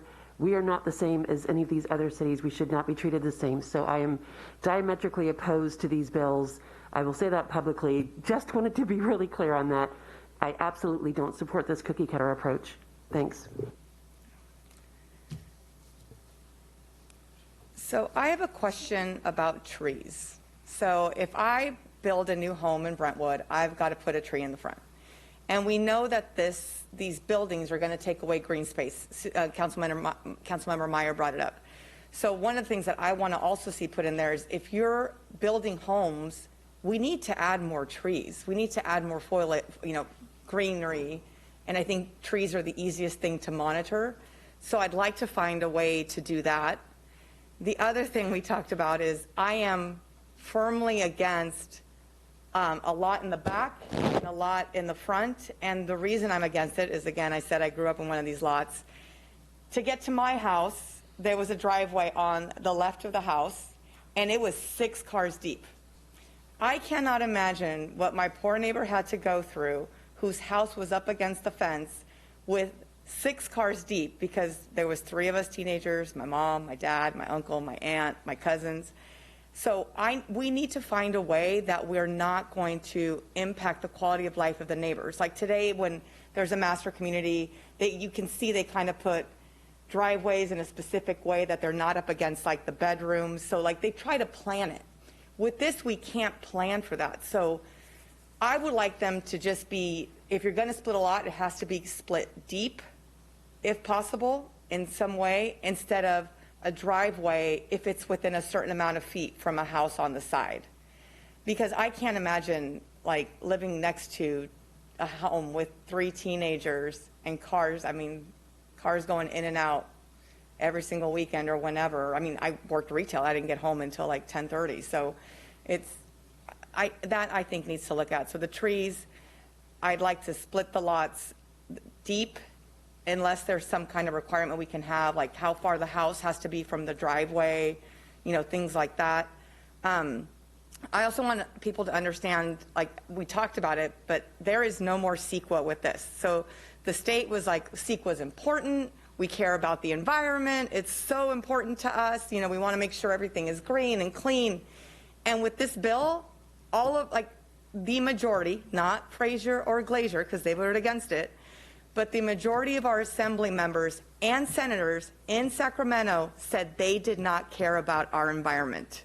So I want that to be clear also to the residents that are watching, that if the environment is important to you, most of them did not care. So we should want to reverse this. And I think those were the only things that I wanted to add that we hadn't talked about. I also just wanted to mention that Councilmember Rary, I know a lot has been said, and obviously a lot of really good stuff, that I agree with as well, is that trying to make sure the homes that are being built on those properties are as close as possible as the resident's home that we can do, right? If it's the siding, if it's the paint, if it's the side, anything we could do to make it look as much as possible as the resident's home would be great, because it'd really be ugly to see a whole variety of different homes with different colors, different designs, all within the same property, but also within the same community. So I did want to mention that, and I know that, the city does a little bit of that. They recommend, right? I don't know if we enforce that, but we recommend it would be nice if they could do that currently. But if it's something we could actually put in place, that would be great. I also agree with that. I know this is something that's really out of control, where we can't really dictate a lot, but a lot has been said, but I do agree with that. If it's going to happen, at least let's try to dictate as much as possible the way that it's going to look within that property. It would be great. Thank you. Do we know how many HOAs are in our city? I don't personally, but we may be able to find out. Yeah, and I think I have most of the council agreeing with me that we need to reach out to them to let them know that they can add language that would preclude these from being built in HOAs. We can certainly put together like a fact sheet or an FAQ and reach out to them so they know what the provisions of the law are. Okay, yeah, I think that needs to be done. I think, a lot of these new developments all have HOAs, so I think it's just the older developments that don't. And some of them may want to have HOAs just for this purpose. So if we, also a cheat sheet on how do you turn your neighborhood into an HOA would be fantastic. Or can we turn the whole city into an HOA? That would be fantastic also. Citywide CC&Rs. I wanted to piggyback on what Councilmember Meyer is talking about and bring to light the fact that exactly what we're talking about here is contradictory to what SB 9 is supposedly the purpose of, to increase housing that is affordable to people, right? So if you're not allowing this in the housing where you've got people that have more money, typically people that live in HOAs have more money. So again, we've got this elitist kind of, it's hypocritical. I think what you're alluding to is that Weiner and Atkins said that single-family housing is racist. Yes. And that it is elitist. Right. And if you are saying that single-family housing is racist and elitist, but you protect the most elitist section of single-family housing, HOAs, yeah. You're a hypocrite. Right.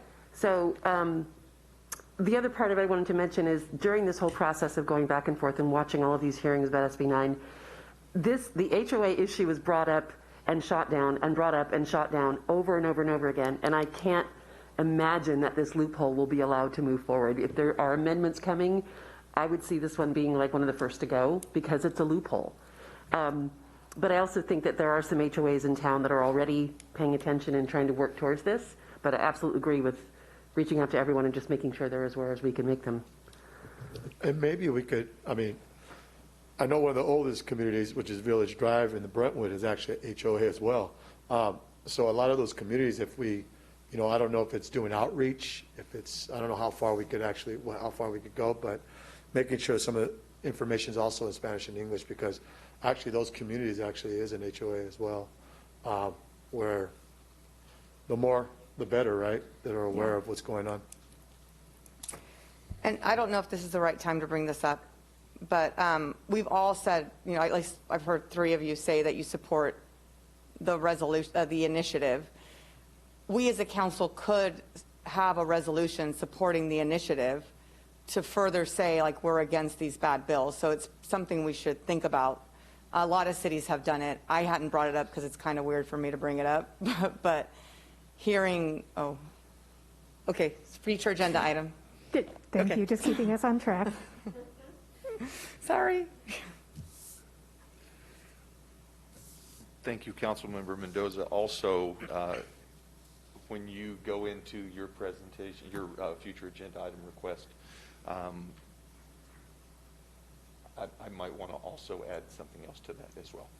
I'll let you do it. That way it's not weird me doing it. Oh, no, it's your request, so you have to explain it, but okay. Thank you. I think that has already been, 2 council members have already asked for that.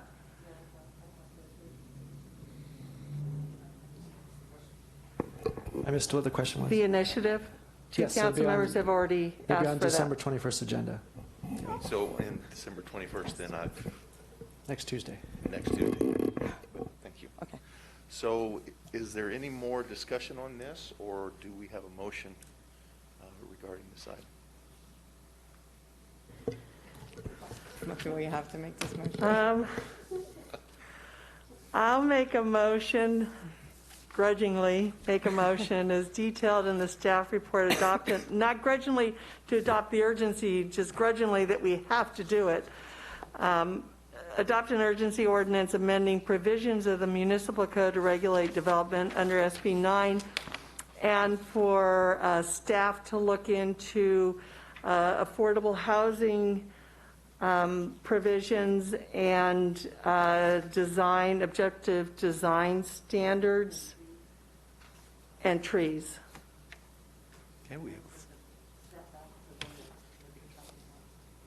And what? Rent control. Yeah, the driveway from the closest house. And setback for driveways. Middle lot split?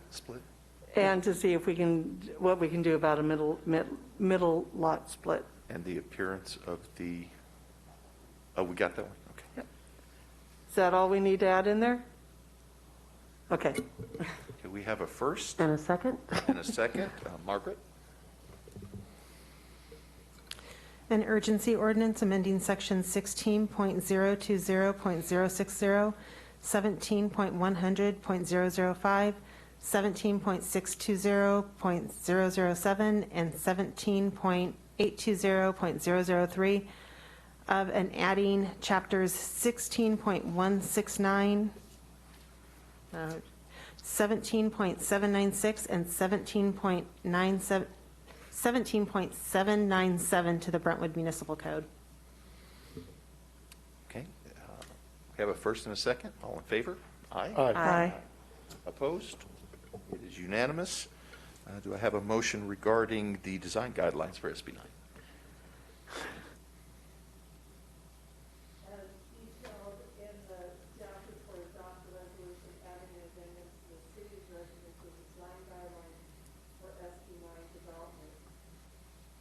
We have a first. Second? Second. All in favor? Aye. Aye. Opposed? It's unanimous. Thank you, Alexis, for your presentation. It was very informative and helpful. Thank you. Mr. Mayor, Yes. before we move on, if you could consider the SB 10 item, just to wrap up the record. On that right now. Thank you. Do I have a motion regarding whether to take any further action on SB 10? I move that the City of Brentwood take no further action on SB 10. We have a first and a second. All in favor? Aye. Opposed? It is unanimous. Okay, we'll move on to item D1. D1 pertains to the annual auditors and financial reports as well as financial awards won by the city. Christine Andrews will now present this item. Christine.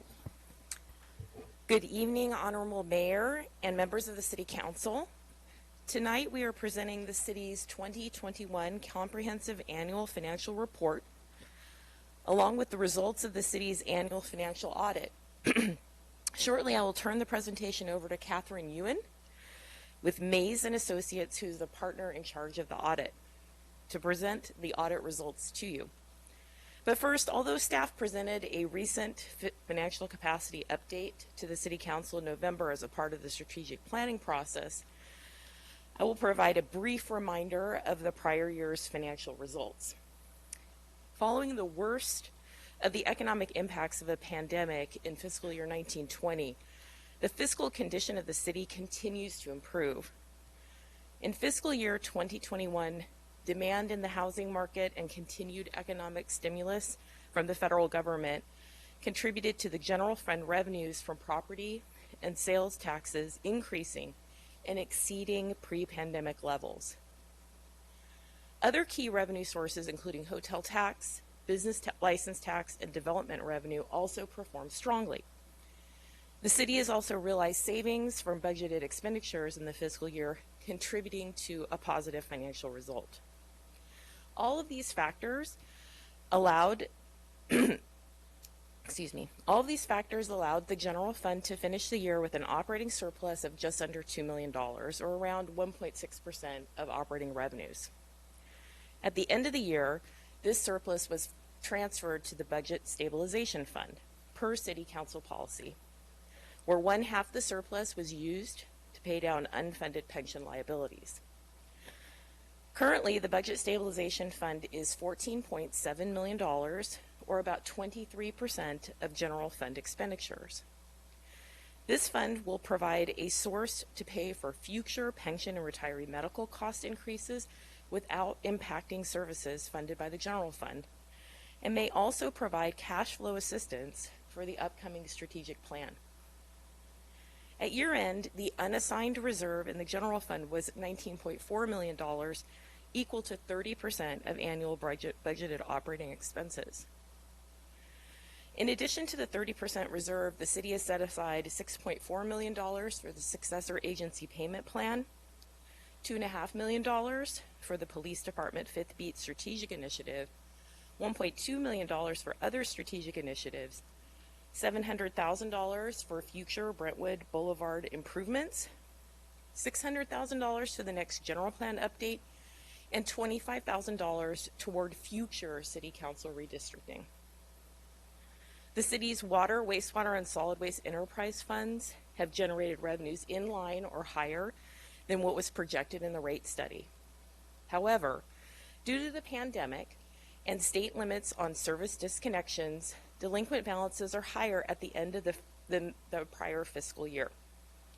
Staff has applied for grant funding for a portion of these delinquent balances and has continued with allowable collection efforts. Additionally, the city's internal service and replacement funds continue to be funded to keep the city well positioned to replace our infrastructure and assets in the future as needed. While the focus of this agenda item is the results of the fiscal year ended June 30th, 2021, next month staff will provide more current financial information during the mid-fiscal year budget update. Tonight, we're also pleased to present you with the annual financial awards received by the city over the past 12 months.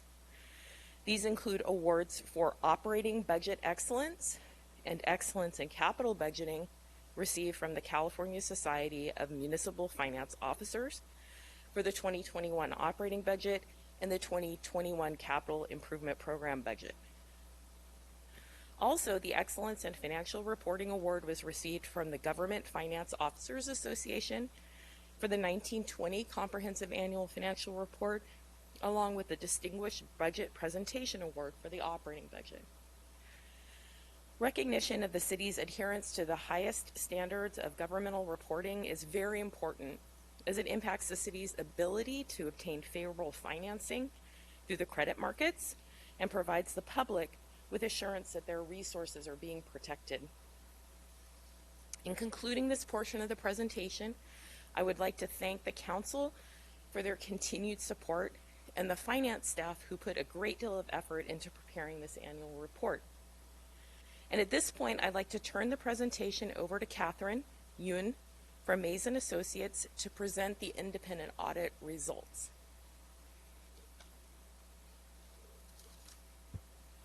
Thank you, Christine.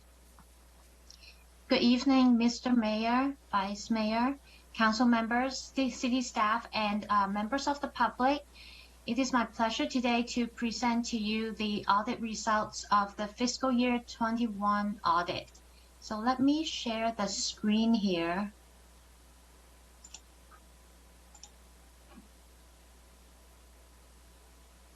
Okay. So a little bit about, first of all, a little bit about our firm. We are independent of the city.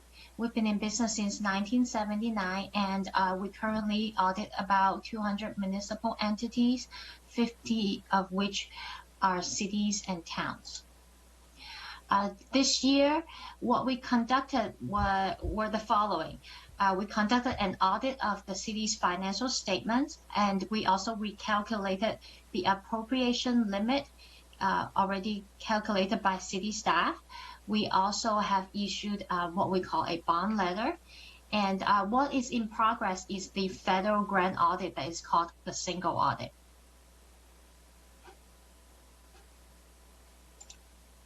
The standards that we followed this year, there are two different sets of standards. There is the auditing standards generally accepted in the United States of America. What that means is all the auditors that audit U.S. entities follow that set of standards. And then on top of that, there are additional requirements that were put forth by the government auditing standards, and we've also followed those. So the government auditing standards have more steps than the regular auditing standards. In terms of audit timing this year, there are usually two phases of the audit. There is what we call the interim audit, which is the first phase of the audit. During that time, which happened in May of this year, we obtained an understanding of the internal control environment of the city. What that means is that as auditors, we want to make sure there is enough accountability. So for example, the person that has access to the bank account that can write a check should not also reconcile the bank statements. So we take a look at the internal control environment of the city and make sure there's good check and balances. At the final phase of the audit, the second phase of the audit, which happened in September and October of this year, During that time, the city staff has already prepared a set of financial statements, and we use different methods such as testing and confirmation to make sure that those numbers presented to you tonight, they are materially correct. Now, I want to take a second here to really recognize the effort of city staff. This is our second year conducting the audit completely virtually because of the pandemic. The city, your city is very prepared for this virtual audit in that all of the documents is already online. But regardless of that, there is a lot more effort that is required of city staff when the auditors is not on site. For example, what used to be a conversation or just for us to look at the documents became this big production that city staff has to gather everything and fill out questionnaires. So it is really, we asked your staff to put in a lot of effort in the last 2 years. And it is really a sign of that your staff has done tremendous good work to be able to still stick to the same audit timeline as they did pre-COVID. So with that, I really want to recognize your staff and thank them for their tireless effort in helping us complete the audit this year. The results of the audit, the city received an unmodified opinion, which does not sound very exciting, but it is actually is the highest level of opinion that we can render. What that means is it is a clean opinion. Looking at your financial data that was presented by staff, we feel that those data are materially correct. There was also no exception in recalculating the appropriation limit, and there were no matters noted on the bond letter. Now, just really quick, just a very high overview of the financial statements, because it is really a pretty overwhelming document. It's very big. There are two components of it. What you have in front of you is the comprehensive annual financial report. There is the basic financial statements, which is what is required of your city to prepare because of the accounting standard.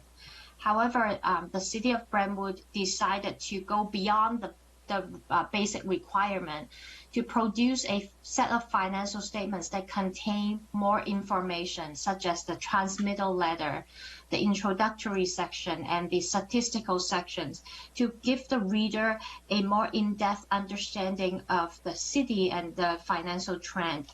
Also, there were more extensive footnote disclosure that is beyond the basic requirement. That's why this set of financial statement is called a comprehensive financial report. With that selection of going beyond the basic requirement, the report of your city is eligible to be submitted for this award put forth by the Government Finance Officers Association, what we call the GFOA, which is a national organization. They have a certificate of achievement for excellence in financial reporting program. What I'm showing here is the award received last year by the city in recognition of the outstanding reporting of the June 30th, 2020 financial report. So congratulations to staff and also council for receiving this award. Now, if for anybody, maybe the general public, if you just want to kind of get an overview of the financial statements but don't want to get into the detail, I highly recommend looking at the management discussion and analysis, which is on pages 4 to 16 of the financial statements. What that is a summary put together by management discussing fluctuations of balances between fiscal year 20 and 21. And then it talks about the reasons behind those fluctuations. If you want to look at an even bigger picture, the statistical section is a great place to look at it. It presents a 10 years statistical data, so there's a lot of trend information you can kind of get into to kind of have a feel of where the city is going. Now, in conjunction with the financial opinion letter that we issued, we also issued these two other reports that are called Memorandum on Internal Control and also the Required Communications. The required communication is a very standard document that there are about like 14 points that we are required to tell you about, like accounting estimates and new accounting pronouncements. So I would like to kind of focus on the other report, which is the Memorandum on Internal Control. Now, what that report is we put together this document that report two types of matters to you. One type is called the control deficiencies, and then the other type is called other matter. What control deficiency is when auditors come in to look at the city's operation. If we feel that the design or operation of that particular control does not allow management or employees in the normal course of performing their functions to prevent or detect misstatements on the financial statements in a timely manner, that is a control deficiency. Now, I know that this is a very long explanation. So what that means is an example will be, let's say I'm the cashier.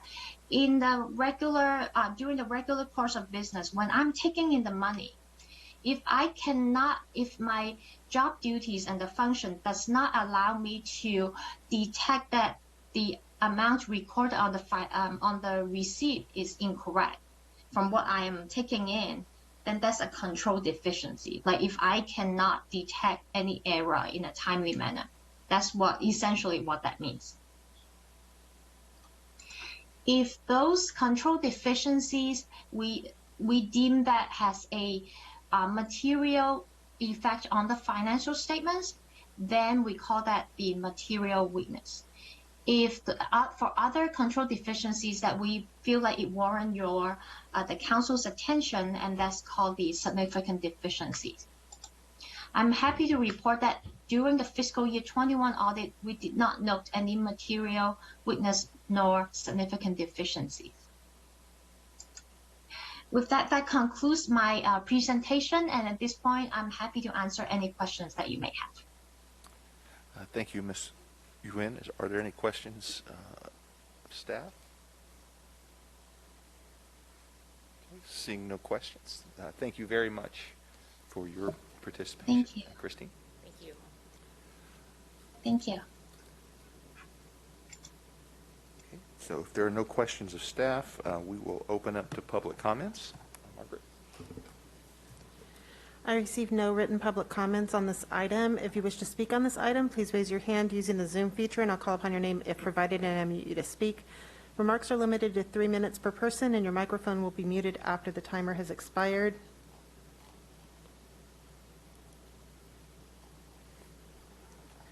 I do have one hand raised. I'll call on Carolina Villaseca. Carolina, go ahead. Thank you. My husband is a CPA, and he worked for the Big Four for many years, and he's now in consulting. The reason that I tell you this is because I actually understood what the presentation was about. So I wanted to really congratulate the people who work for the city, who provided all the documentation and answered all the questions and went above and beyond. When you get back a summary of no issues, it sounds really boring, but it's actually really excellent. So I'm giving a clap. I don't know if you can hear me. I'm clapping for the city of Brentwood. Good job, and continue doing stellar work. Thank you. Thank you. I have no additional hands raised. At this time, then, we will close public comments. Any discussion from council?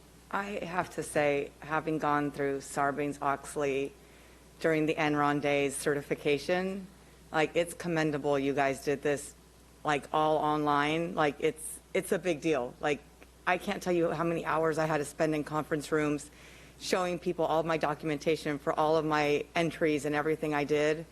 And the fact that, I mean, she calls them control deficiencies, I call it ticking and tying. So, I mean, the fact that everything you guys do ticks and ties is a huge deal. And like Carolina said, to most people, they're probably like, oh, whatever. But, I mean, you guys are rock stars. I've thought that for years, and I continue to think that. So thank you for all you do. Thank you for keeping all of us in check, because we're only as financially healthy as the advice we get from you. So thank you so much. I really appreciate everything. I too would like to thank you. I know it takes a lot of time to do this, lots of hours, and to be able to do it virtually is a difficult situation. And so you are having to take time away from your normal job in order to do this virtually, whereas the other one might be able to just walk into your office and talk to you about a question that they might have. So I commend the entire staff. It's every year there's awards that come out. And actually this year there was more, wasn't there? There was more awards this year, so yay, thank you. Please extend my thanks to the entire staff. Also, just like to thank the staff. Wonderful job. I mean, I've been part of this a couple of times now, and like always, you guys always do an outstanding job. So once again, thank you. I just have to say I don't fangirl on this kind of thing like some do, but even I can completely get like what an incredible job this was, and how lucky we are as a council and as a community to have people that are so on top of their game and so, like you said, ticking every tie. It's hugely impressive. Thank you. I also want to thank Carrie and Christina and all of your staff. One of the things that we have the benefit of that as council members we have been very spoiled about is that not only can you give us the numbers, but you can give us the why. And you can explain it in ways that ties into other decisions that we make. And so you're so outstanding. We really appreciate it. And congratulations on these well-deserved awards as well. So thank you. Do we have a motion for this item?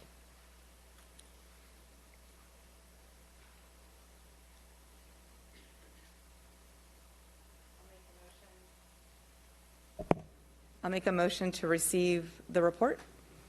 Okay, we have a Second. first. And a second? Okay, we have a first and a second. All in favor? Aye. Opposed? It is unanimous.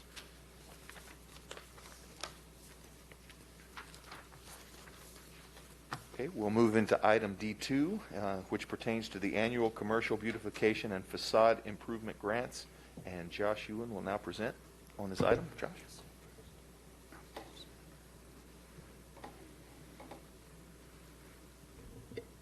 Hi, good evening, Mayor, council members. Thank you for your time this evening. Josh Ewan, Senior Analyst with your Economic Development Division. We're here to present the Land Use and Development Committee's recommendation for the Commercial Beautification and Facade Improvement Grant Program as part of your funded initiatives for fiscal year 21 and 22.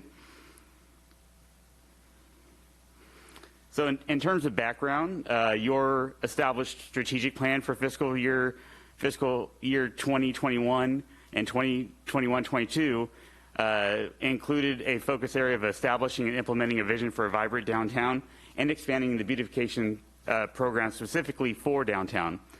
As part of various council direction and actions during the summer of this last year, the City Council approved Resolution 2021/103 that allocated $50,000 for projects in the commercial beautification program for the downtown specific plan area, as well as $100,000 for citywide projects, and authorize the city manager and staff to move forward with the program and execute all the necessary documents and agreements to get some positive momentum for the community through revitalization projects on commercial centers and buildings.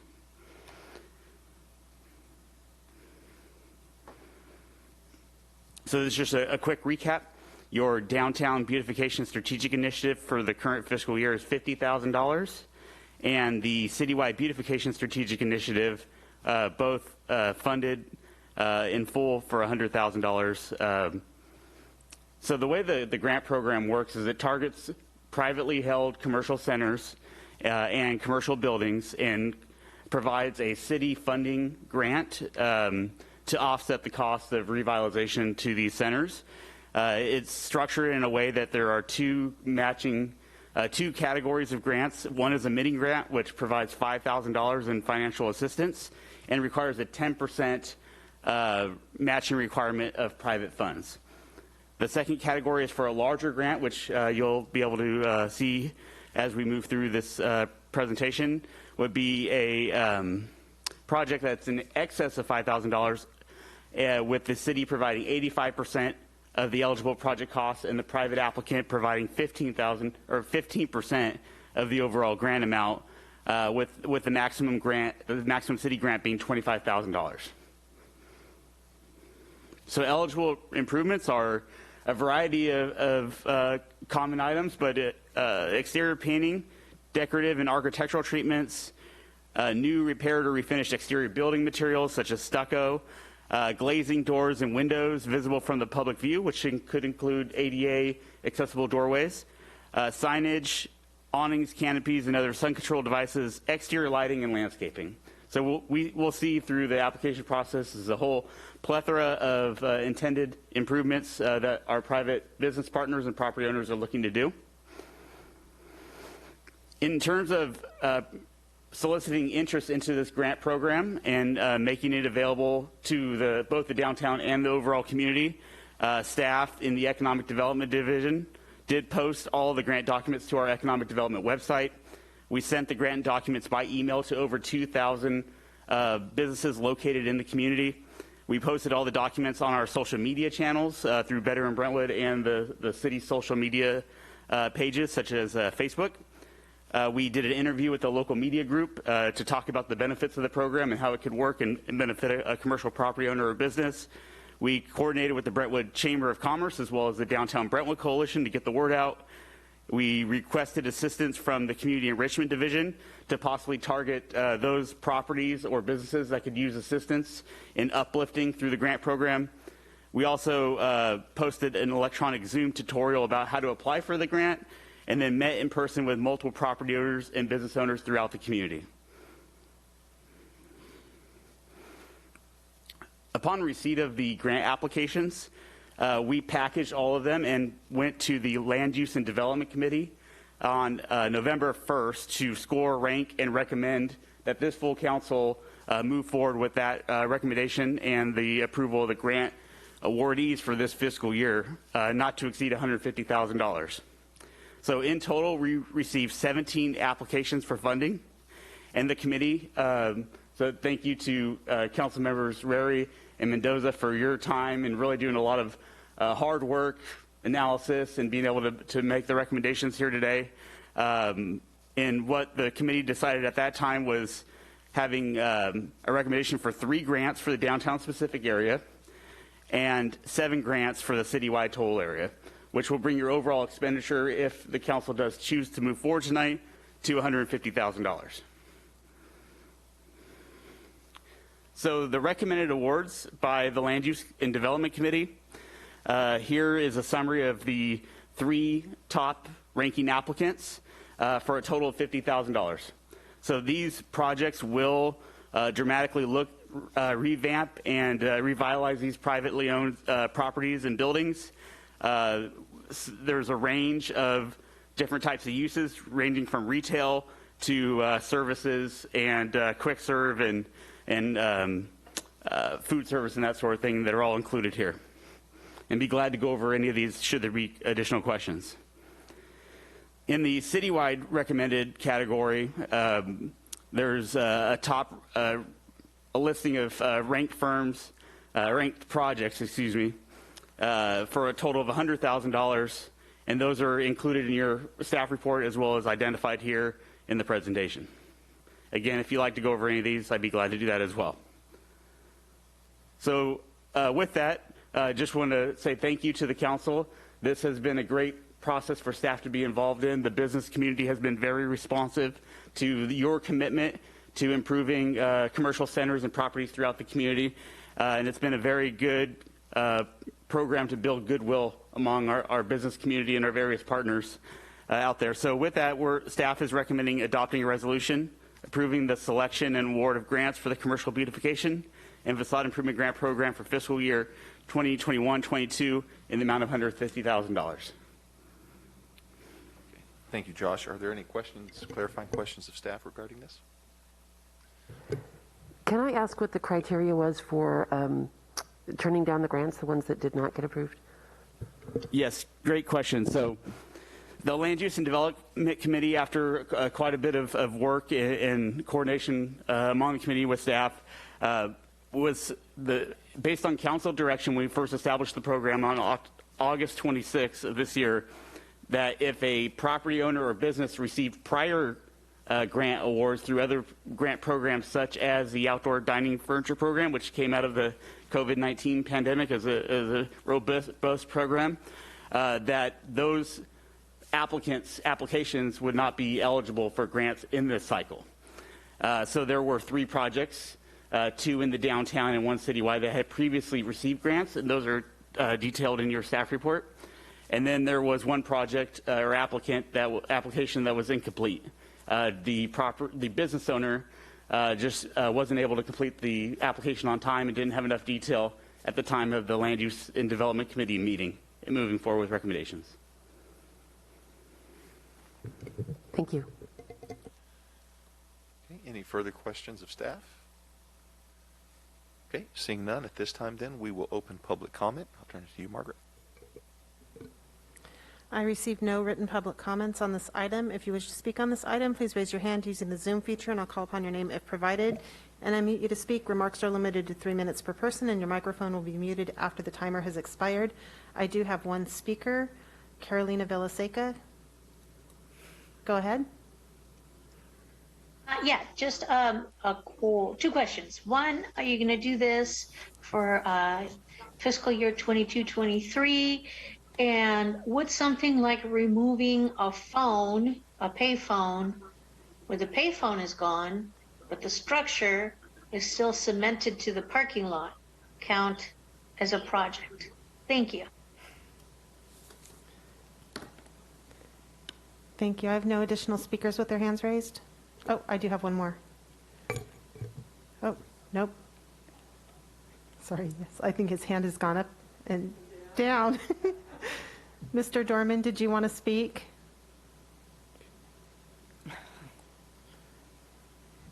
Yes, and I'm sorry for the whole back and forth, the doggone hand.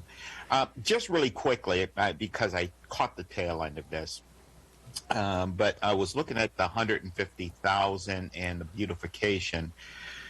And my question is, was this one of the top 10 items that was discussed in the executive planning for 2022?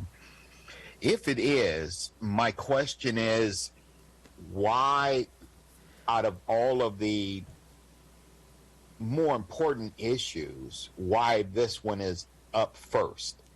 Okay, it may only be $150,000, but if I recall correctly, that particular item, the skate park beautification, was 8th, 9th, or 10th on the list.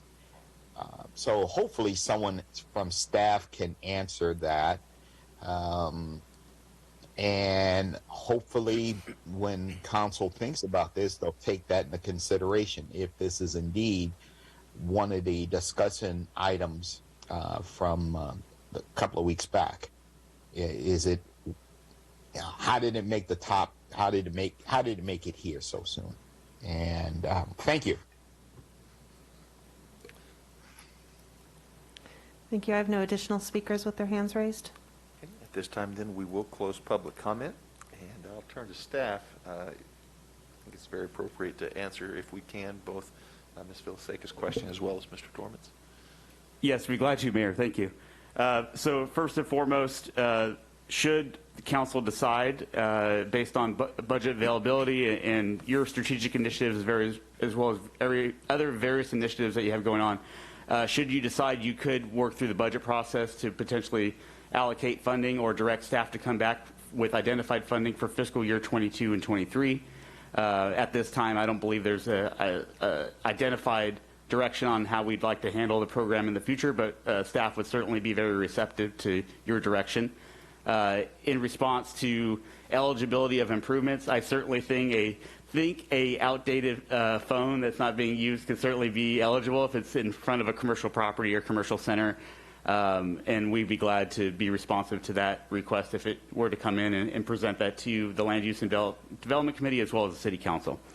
In terms of the funding being considered tonight, this is actually part of your current budget that was approved starting July 1 of 2021 for the current fiscal year. So we're trying to move this initiative forward if you'd like to proceed tonight and be able to invest some money into the community as well as leverage private investment to make some projects work within the business side of things here. Can we tell Mr. Dorman, like, I think the funds come up from a specific budget, the 50,000? Can we, I think that's kind of what he was asking. And then the 100 grand came from another budget, which was downtown signage, and we decided to move. So just explaining that to him maybe will help him, I think. Sure. So these are part of your budgeted strategic initiatives, which I'm going to go ahead and look over at my colleagues because I believe these are going to be general fund, possibly. So that it's part of general fund strategic initiatives that you go through during the budget process, and that would be as part of your current budgeted initiatives. Okay. Mm-hmm. And it's for the 2020 to 2021 strategic. It's a 2 year, those 2 years. It wasn't. It's not for the ones that we're going to be deciding for in February. So what we discussed on December 1st has nothing to do with these. Correct. Further discussion on this item? I do want to thank the Land Use Committee. I know that many years ago when this process was in place, it was a relief to have a committee instead of just an individual doing it. I know the city staff and this committee spent a lot of time doing this. This is not easy to decide. We want to be able to give money to everyone that applies, but one thing I am very happy to see is that this does apply to the entire city. I do love downtown Brentwood, but we have fabulous community of business owners all over the city, and the fact that we're able to invest in them as well is really good. I'm really happy to see that. I want to thank the lead committee and staff too. I think this is, despite the fact that we couldn't fund every wish, if you will, it's very exciting to be able to see this happening, and to know that these businesses are going to have that much more pride of ownership and operation, and these neighborhoods and communities where they are across the city will be seeing these kind of improvements. It's just wonderful. I also really appreciate the additional outreach that happened. It sounds like this is kind of just an expanded version of it, where there was actually businesses that were called in areas that looked like they could use a little bit of additional support, and I think that's fantastic. I would love to see that just continue to expand. I think that program is wonderful. So thank you for that as well. I think that there was a lot of great opportunities through the grant process, and unfortunately we only had the $150,000 to spend money on, and because of that we had to look at properties that were really needing the improvements, boards and more. The windowsills were, and the paint throughout the whole thing was just peeling all over the place, separation of the wood from the bricks. The awnings are really old. And then we had the parking lot for the Love for Learning, which is right in the downtown area, kind of kitty corner across from City Hall. The parking lot there flooded all the time because a lot of it was gravel. And so not only are they going to be removing all of that damaged cement that's in there, concrete that's in there, they're also going to be doing landscaping. We've got Brentwood Boulevard, a beautification project at the Central Mart, some signage that has been busted up and that's very old that needed to be replaced. So there are a lot of deserving businesses out there if it is something that the council wants to bring back, because there are other businesses that would take advantage of this. It might be something to consider. Yeah, I think there should be a way, a future agenda item, to carve something out, because, I mean, it's going to make such a difference for some people. And I'm very happy that we moved the 100 grand from the signage to outside, because areas like Brentwood Boulevard, I mean, I know Miss Bishop doesn't think I go over there, but I eat dinner there like 3 nights a week. But I was just there tonight before I came here. And those areas really need help. And I think that this is kind of the beginning of something great we could be doing. So I agree with Councilwoman Murray. I don't know how it works and how we get the money, but I think we should see how these go and then see how we can proceed in the future, because it was great looking at all the applications. And for people who don't know, they take a lot of work. You have to go out and do a lot of research as a business owner. So I also appreciate all the time and effort that the business owners took. You can really see their pride of ownership in their businesses. And like Susanna Meyer said, I mean, Josh, I can't tell you how many calls I've gotten, and when I've gone down there, people are so thankful for you. So, I mean, from the bottom of my heart, I say thank you, because those are businesses that felt like they were disenfranchised for a long time. And you can just tell they're feeling different, and they're starting to feel part of a city where they hadn't felt before. So I really, really appreciate that, and I thank you. So, yeah. I do have a question, if I can, not just still do that, right? In this, the Broderick Apartments thing is sticking in my head quite a bit these days, but I'm curious if something like this could also apply to privately owned apartment complexes, or did it have to be an actual, like, revenue producing business? I mean, how would that work in the future? So I could try to take a stab at this, and I'll defer to our city manager to. And I'm sorry, I should have clarified. I meant things like signage and landscaping. Oh, that sure, kind of thing. Sure. I mean, at one point, especially with the former redevelopment agencies, there was a source of funding under the low and moderate income housing fund that was dedicated to those exact types of purposes. There may be potential opportunities down the line should the council establish enhanced infrastructure financing districts. The only condition there was that you'd have to be only able to work with low and moderate income housing assisted units, and so you'd have to have a little bit of a strategy there. Other than that, this source of funding for this grant program is general funds, so the city council would have to potentially look at that if that's based on various competing initiatives, if that's a priority for you. And I'll defer to Tim from there. Yeah, this program was designated for commercial property, but that certainly could be a program that you could direct us to work on and bring some funds allocated for residential product as well. Obviously much more complex and a lot more varied housing product out there, but that is a program you could initiate. Okay, thank you. Okay, is there any further discussion on this item? If not, do I have a motion? Make a motion as detailed in the staff report, adopt a resolution awarding the specified grants. I'll second that. Okay, we have a first and a second. All in favor, aye. Aye. Aye. Opposed? It is unanimous. We will move into item E1, request for future agenda items. And if you have a new agenda request currently. So I have a couple. So our neighborhood voices sounds like it was taken care of, but you wanted to talk about something else when it came to that. Well, with the request regarding the initiative that you were speaking of, I know that the State Assembly has something very similar. ACA 7. Correct. And maybe we could join efforts with both of those, because they both are very similar. Mm-hmm. And so the more voices going in the direction of local control, the better. That was, Okay. And I do have a sample resolution that I can send. It might make your job easier. I don't know if you have that or not, but I could send it to you. So, yeah. To Tim.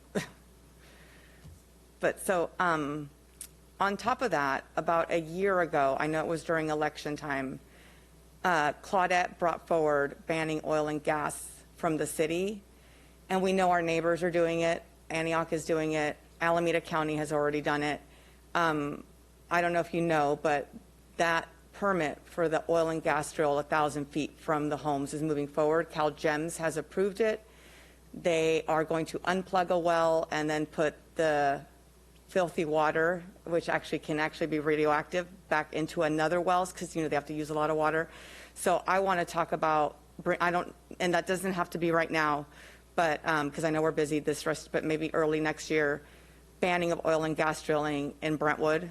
The threat is getting closer, and like I've told you, Rebold out of Europe sees Deer Valley Road as prime real estate to make it a Kern County. So if we don't do something and come together as a region, we're going to be impacted negatively by the fumes and all the other health impacts. So it's oil and gas drilling, banning that, and I know Claudette had brought it forward, so we can recycle that. Number two, you had brought up the Measure X funding with a youth center, and I would like to move forward with that, but I would like to move forward with it in a way that goes back to the way we've done it. Like, we already have the study, so we don't have to do that. You can share that with the county on what the residents want to see, but take it back to Park and Rec Commission, I would think, and then move forward with the county on that. So how do we get that forward? And I just kind of need an agenda item for that. I don't know if you need any more help from me on that. Would that be to look at various other sites for that potential funding? Yeah, I know you talked about Windsor Way. I know the CD site is available, which I think would have great synergies, having the kids and PAL all there. But any other sites, I know there's some county sites, but whatever we think that gets us to the finish line, whatever site the county thinks might be the best, might get us there sooner. I mean, we might have preferences, but the whole thing is let's get a youth center and let's get the Measure X funding. So, so your request is to take this site selection to the Parks and Recreation Commission. Is that what you're asking? I would say that, yeah, it feels like I know we had an ad hoc committee, but I feel like unless I'm wrong, did the Vineyards have an ad hoc committee? Did the City Hall have an ad hoc committee? Did the library have an ad hoc committee? I feel like what's the point of Park and Rec? And I feel like people are leaving these commissions because there's nothing for them to do, and that's what we voted them in for, kind of, is to have a voice in what happens in our city. They still have to come to the council for final say, and maybe we can get updates from them, like if they're considering a few sites, but get them more involved and get them, doing a lot of the legwork too. We certainly can. I just would be afraid of it creating too much more of a delay in securing that funding. But if we let's bring in December, January, that's when we could. Yeah, or whatever you think will work. So I don't want to miss out on this money. So I guess the agenda item is, how do we get Measure X moving forward? What's the best way to do it so that we can secure the funding if we're first in line? And what's the fastest way to get a site, the fastest way to define what's going to be in it and not lose the funds? Sure. So Damien's creaking back there, but one of the questions that would just to pose out here is, if we ask for it as a future agenda item, that means on December 21st, you'd say, can we spend staff time looking at this? And then we talk about it in January, and we may miss an opportunity to get it to a Parks Commission sooner. So I don't know how to get direction sooner. Damien, I don't even need it to come back. Let's just do it. Well, some of the properties are city-owned, some are successor agency-owned, and they get a little more complicated if you have to acquire them from the state or dispose of them through a certain process, and we can certainly bring the Parks and Recreation Commission up to speed on that. I just would hate to lose some momentum, but we can certainly do that. So are you saying we need to create a new ad hoc committee? Because the Don't old need one an was... ad hoc committee. I could bring all these sites to the city council first meeting in January and knock it out. Or we can take it to a commission, but it would take a little longer. Okay, then let's bring it to us and knock it out. I want to get them more involved, but in this case we can't. Let's just find other ways to do that. So I could come to your first meeting in January with a full presentation of all the different potential sites and get some direction from the council and see if we can secure that funding. That would be awesome. So when you come with the, Excuse me, if this is just a future agenda item, Councilmember Mendoza has raised it, the city manager's explained what he's going to come back with, and there is an exception for the city manager to bring items back to the council on his own under certain circumstances. I think this meets those, but any further discussion on this tonight really should not be occurring because it's not on the agenda. Okay. Thank you. Any further future agenda item requests? I'd like to learn a little bit more about the potential of using some of the affordable housing money to help with some beautification, if you will, of some of these apartment complexes and areas like that. Okay.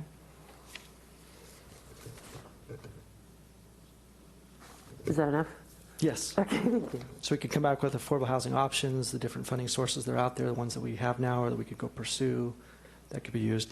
There's also the insurance of the property owner. Hopefully we'll take care of a lot of this, but if we can supplement that, we can certainly look into that. Yeah, I think for the idea of just instilling some pride and feeling of belonging to the rest of the city. Thank you. Okay, if there are no further new future agenda item requests, we'll move into item, easy for me to say, item E2.1, and Councilmember Mendoza will explain her request. Yeah, I've heard that working with our city is difficult to get, the clinics going. Like Oakley, I hear, is a lot easier. So all I want to do is, if known entities come and they say, hey, I can do a pop-up, because sometimes they get vaccines real quick, or they get head count real quick, and they can do pop-ups. How do we do it that if they call me on a Monday, I can do a clinic that Saturday or Sunday? That's it. Because our numbers are going up again. I mean, we're going to be wearing masks for another month. So, vaccinations are key. So that's it. Okay, at this time then, we will open public comments on this item. Margaret? I received no written public comments on this item. If you wish to speak on this item, please raise your hand using the Zoom feature, and I'll call upon your name if provided and unmute you to speak. Remarks are limited to 3 minutes per person, and your microphone will be muted after the timer has expired. I have two hands raised. I'll start with Holly Bishop, followed by Rod. Holly, go ahead.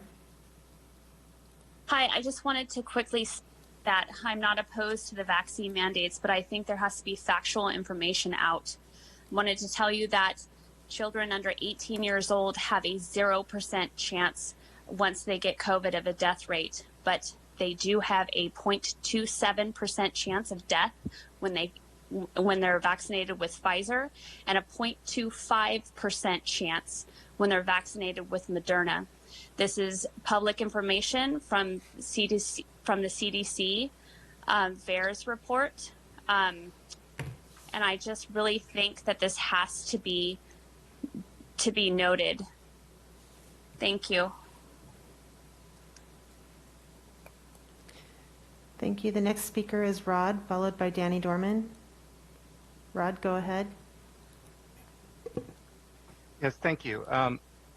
I want to just say quickly that I support anything the city can do to help get people vaccinated. It's so important to everyone, literally everyone in the world, to have everyone be vaccinated.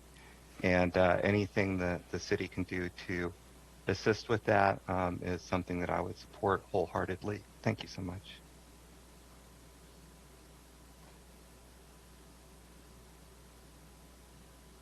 The next speaker is Danny Dorman, followed by Carolina Villaseca. Mr. Dorman, go ahead. Thank you. This Thursday, I will be going to a funeral of one of my second cousins. He will be the three of third sons that have perished this year due to COVID. My cousin, my first cousin, their mother, has lost her entire generation of children. So when I hear the anti-vaxxers give these the natural variant and all this other stuff. It is just beyond frustrating. We're at a point now where people are either going to take the vaccine or not. And those who don't want to, they're going to cry and complain and all this other stuff. Oh, we can't have our toys and you're making it mean on us and all this and that. And I said it in the earlier commentary. You have the right to turn down the vaccine, but you don't have the right to get what you want afterwards. The ramifications and repercussions of your decision. One has the right to take all of their mortgage money up the Tahoe, bet it on red, lose it, and then get mad because, well, somebody should have stopped them. We have to start taking personal ownership. And so if you want to have these day-to-day necessities that are quote-unquote draconian mindset is not allowing you to do, then sit and watch and complain while the rest of us enjoy our lives and enjoy our freedoms. Again, people think that freedom is free, and freedom is not free. Getting the COVID shot is an example of freedom not being free. So again, you anti-vaxxers, Godspeed, and have fun at your rallies, and please, counsel, give them all the time you think they deserve. And if I do sound down, it is because Thursday I will be burying an entire generation that had been touched by COVID. Thank you.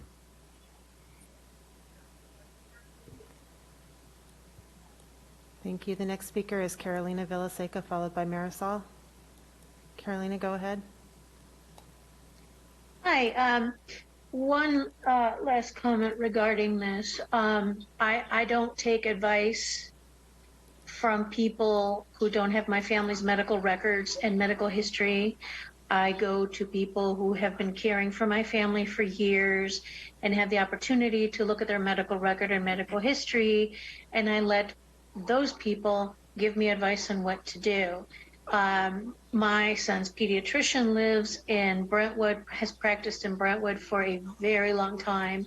He looked at my son's records and said, you should get them vaccinated. My GP, my husband's GP, looked at our medical records and said, you too should get vaccinated. And those are the only people I listen to, because they are the ones who look at our medical history and look at what our propensity is for contracting COVID. And so I would strongly suggest to City Council that the people who are calling in telling you that we should become not a city, but some alternative to avoid getting vaccinated, to recommend to those people that they go see their doctor and see what their doctor says based on their medical history. It's not a decision that City Council can make, even if they wanted to, seeing as how the directive is coming from the county. And there are some severe legal and financial ramifications if the city decides to go against those directives. And then the county has gotten those directives from the state.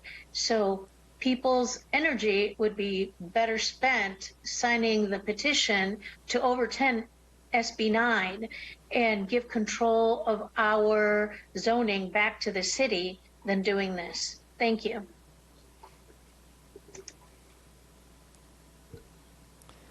Thank you. The next speaker is Marisol Valles. Marisol, go ahead. Thank you so much, Margaret. First of all, Danny, my condolences. I'm so sorry, and for everyone else that is having to go through this. I just wanted to say that whatever the city of Brentwood can do to help bring clinics to Brentwood would be amazing. I've been, lucky enough and had the time to be able to volunteer with local entities that have been able to have vaccine clinics, the partnerships that that we've been able to see throughout the city with our local farms and nonprofit organizations and La Clínica and Contra Costa Health is amazing. And so whatever the city can do to help other Brentwood organizations, business owners, to be able to help their employees and the people of our neighborhoods, of our county, it would just mean the world, so that we don't feel like these organizations and these business owners are doing it on their own. So whatever you can do to help them would be greatly appreciated. Thank you. Thank you. I have no additional speakers with their hands raised. Okay, at this time then, we will close public comments, move into council discussion. I just want to make a comment about the CDC website, VAERS. VAERS is a self-reporting website. Anyone here can go in and report anything they like. They do it so that they could learn from the public what was going on and see if any spikes. Unfortunately, with COVID, they've had a great deal of people inputting information regarding the COVID vaccine. So when it comes to VAERS, those numbers should be thrown out the window. They are not valid at all whatsoever. You should be using hospital records and information that's consolidated from them when it comes to the impact of the vaccine. So that's, I know the one caller mentioned VAERS, and it's sad that people would abuse the system for a narrative, but that's what's happening with VAERS. So those numbers are actually inaccurate. So I just wanted to say, I know in dealing with the city in various aspects over the years, the process is not the easiest, right? I know recently we worked with Parks and Recs and with an outside agency to do an event, and it wasn't that easy. So I think that in regards to Councilmember Mendoza's request, and I don't know if it's just for vaccine, but in general, when organizations are coming in, and I will speak just in the department that we've worked with Parks and Recs, there is a variety of people you have to deal with in regards to one specific event. And I think in the past it was a little bit different when I think Peggy was around and things like that, that she took the lead on a lot of different things like this. So I'm just wondering how that process we could work on to be a little bit easier for nonprofits or Contra Costa County or La Clínica, whoever that is, that comes in to be able to, I guess, a designated person instead of 4 or 5 people that are all asking somewhat the same questions, just within different segments of the same department. I don't know. I mean, I obviously know there's a process and there's a reason for the process. So because of liabilities and all these other different things. But I do think that the process can be a little bit difficult in talking to people that I know that have dealt with the city. But I also know there's things in place with the city just because of liability issues. So I don't know this certain incident, if there was one, that may have happened that brought this up. But I do know that it is a little bit difficult navigating the system. But at the same time, I understand there is a process for a reason, but I don't know exactly what. Yeah, so. So I think I'm wondering if this is actually 2 different issues, and one of them maybe would be like an emergency ordinance. If the state is under, like if California is under a state of emergency, maybe there's an ordinance about streamlining the process that wouldn't normally be taking place for the sake of clinics and testing and things like that. And then I don't know if that's a different agenda item, but no, I totally get what you're saying. I think, and I've heard it before from businesses too. But maybe that is all the same thing. When I'm hearing this, I'm hearing in response to an emergency, in a response to a crisis within the community and a health risk, that especially in a case like that, we do need to look at whatever we can do to streamline those processes. Now, Tim, are we currently supporting Contra Costa Health or La Clínica, or any of these entities that are really pushing a lot of vaccination within the city? I know that at one point we were utilizing the senior center, which they're reopening, so they had to relocate. And if my understanding, and I may be wrong, but they're relocated at the tech center. Are they still doing that? How long? Like I said, I don't know what the situation is, but I just know that we've been helping, I think. I mean, I'm not sure, but yeah. Generally speaking, yes, we've worked with several different entities to do vaccination clinics.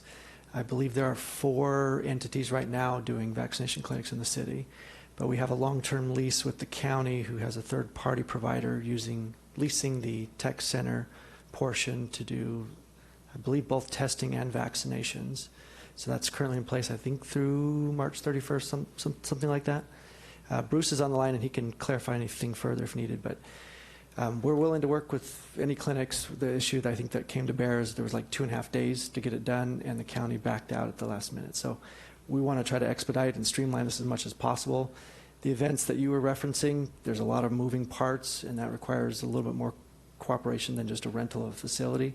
But yes, wherever we can try to streamline it, so we can come back with some more details about our processes and procedures and make sure that it is finely tuned and as accommodating as possible for clinics, for events, for any potential uses.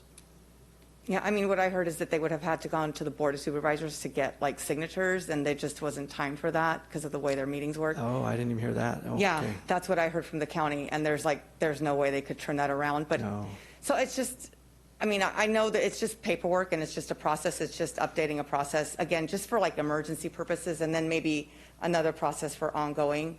So yeah, and I think sometimes, like I talked to Desiree at La Clinica, right? Like right now they've lost a ton of people who can administer the vaccine. But if she were to get like 5 people, then she'd be like, hey, do you need a spot?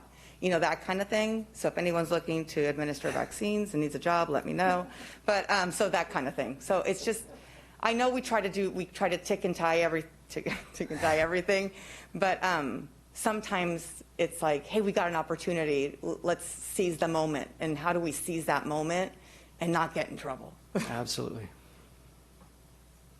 So what would it take to be able to do these pop-up clinics? Let me invite Bruce to come on. His department, he manages all these special events applications and also facility rentals, and he may be able to clarify further. Thanks, Bruce. Sure. Good evening, Mayor and City Council. Can you hear me okay? Yep. Yes.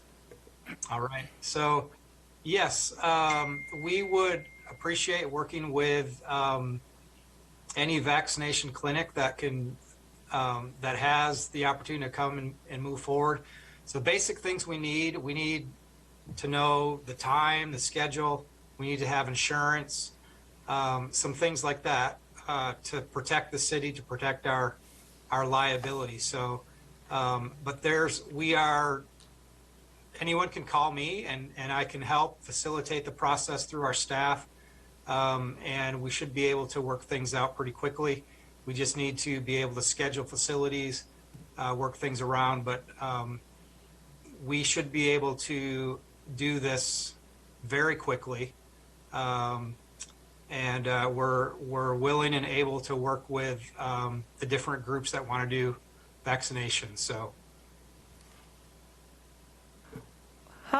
what leadway do you need on this? Are we talking you can turn it around in 24 hours? Are you talking 72 hours, a week? What kind of lead time do you need on this?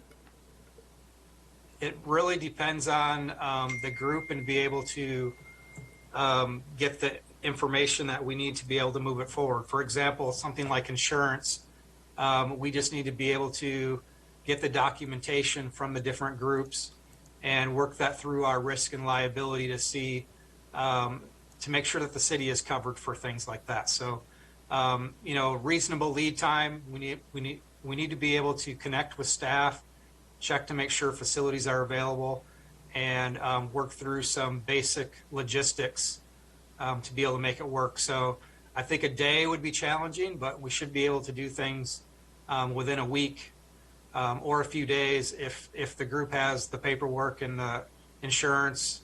We're able to connect with them to make it work. So I think one day would be a challenge, but I think within a week shouldn't be an issue. If I recall, when I rented the community center for my mom's celebration of life, I believe I had to do insurance. The city has that we can purchase insurance through the city, correct? Yes, that's correct. Okay, and do you recall how much that runs? And how long does it take so if an organization wanted to do it, and they came to you and said, you know what, I can't get the certificate from my insurance company, I need to get it from you. How long will it take for the city to be able to get that insurance? I think we can turn that around pretty quickly. I don't have the exact time, but within a day or two, I think we can turn and have them signed up for insurance.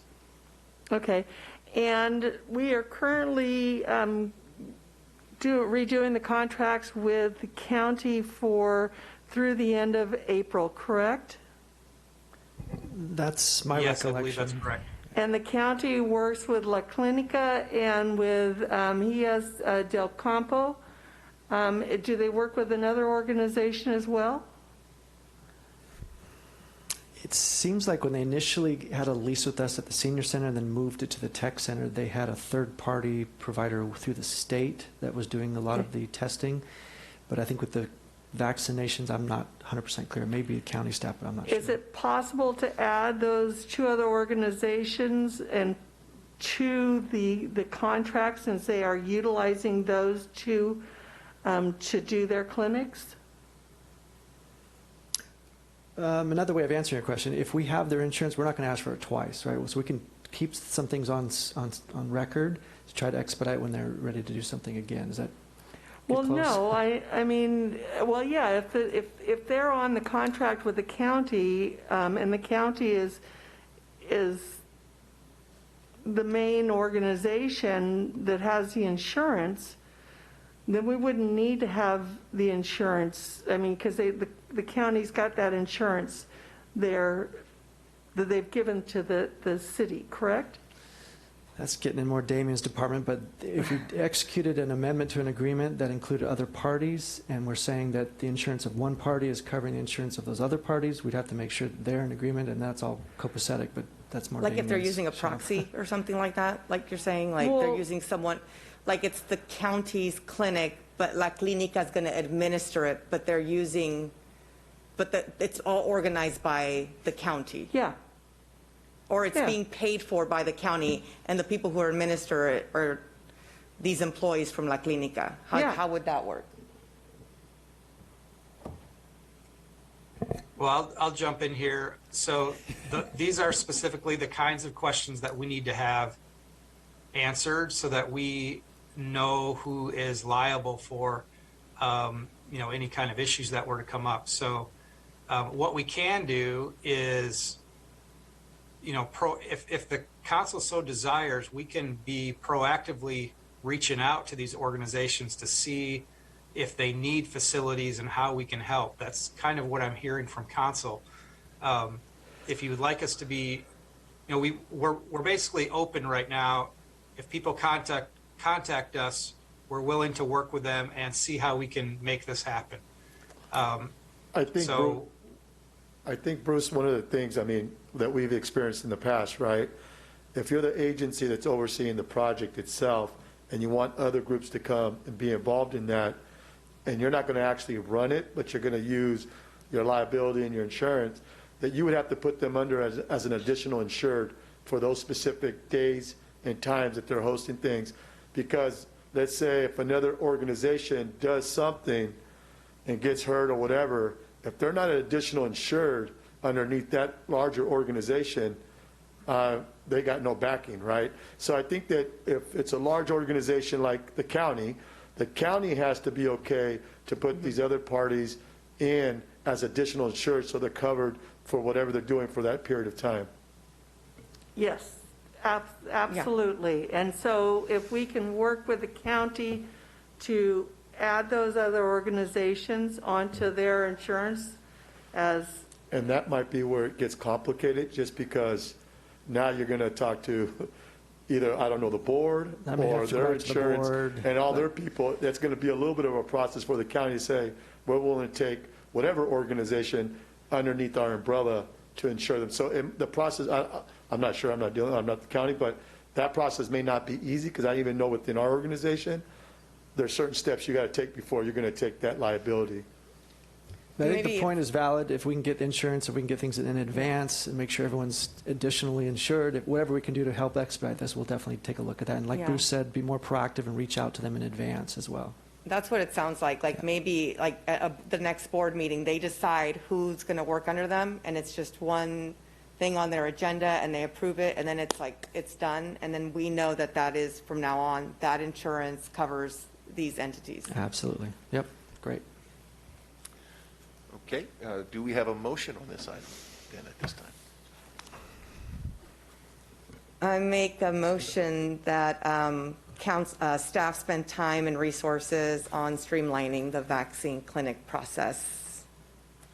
We have a first Second. and a second. All in favor, aye? Aye. Aye. Opposed? It is unanimous.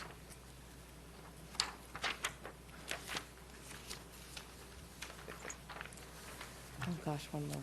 And this agenda item actually was put in like November 14th, correct? I don't You asked for remember. this at our last Our last council meeting, regular meeting. which was like November 14th. So the comment that the person said earlier about no agenda items, this was put in over a month ago to come forward at this point. Okay, at this time, we will move into item E2.2, an agenda item request from Councilmember Mendoza for City Council discussion and possible direction to staff related to housing in-lieu fees, including the possible removal of in-lieu fees for affordable housing. And I'll turn it to Councilmember Mendoza to explain her request. Yeah, so in order to support the creation of affordable housing in our city, I think we need to remove the in-lieu loophole that provides an out for that not to be created. So I want to look at what it looks like just to not have in-lieu fees. Like developers come in, and one of the expectations is that they build like right now it's 10% affordable housing. If we don't do that, I don't see how we're going to make our RENA numbers. And it's the right thing to do. I mean, if you go on Nextdoor right now, I can't tell you how many comments are about people, like kids, well, they're not kids, they're young adults coming back from college, and there is nowhere for them to buy at all. And it's pretty sad that our kids can't come back here. They have to move to other areas. So I would like to do away with in-lieu fees, if possible, altogether. And other cities do it, so we're not the first one who would be doing this. Okay, at this time then, we will open public comments regarding this item. I'll turn it to you, Margaret. I received no written public comments on this item. If you wish to speak on this item, please raise your hand using the Zoom feature, and I'll call upon your name if provided and unmute you to speak. Remarks are limited to 3 minutes per person, and your microphone will be muted after the timer has expired. I do have 2 hands raised. I'll start with Rod, followed by Danny Dorman. Rod, go ahead. Yes, thank you. Yeah, I just want to say quickly that I support this idea. I think it's a great idea, and I think it's an idea that shows very clearly what cities can do if they're allowed to govern themselves. This is the kind of thing that a city would think to do. So yeah, I just want to say that it's a really good idea. I thank you so much for your time. Thank you. The next speaker is Danny Dorman, followed by Carolina Villaseca. Mr. Dorman, go ahead. Yes, thank you.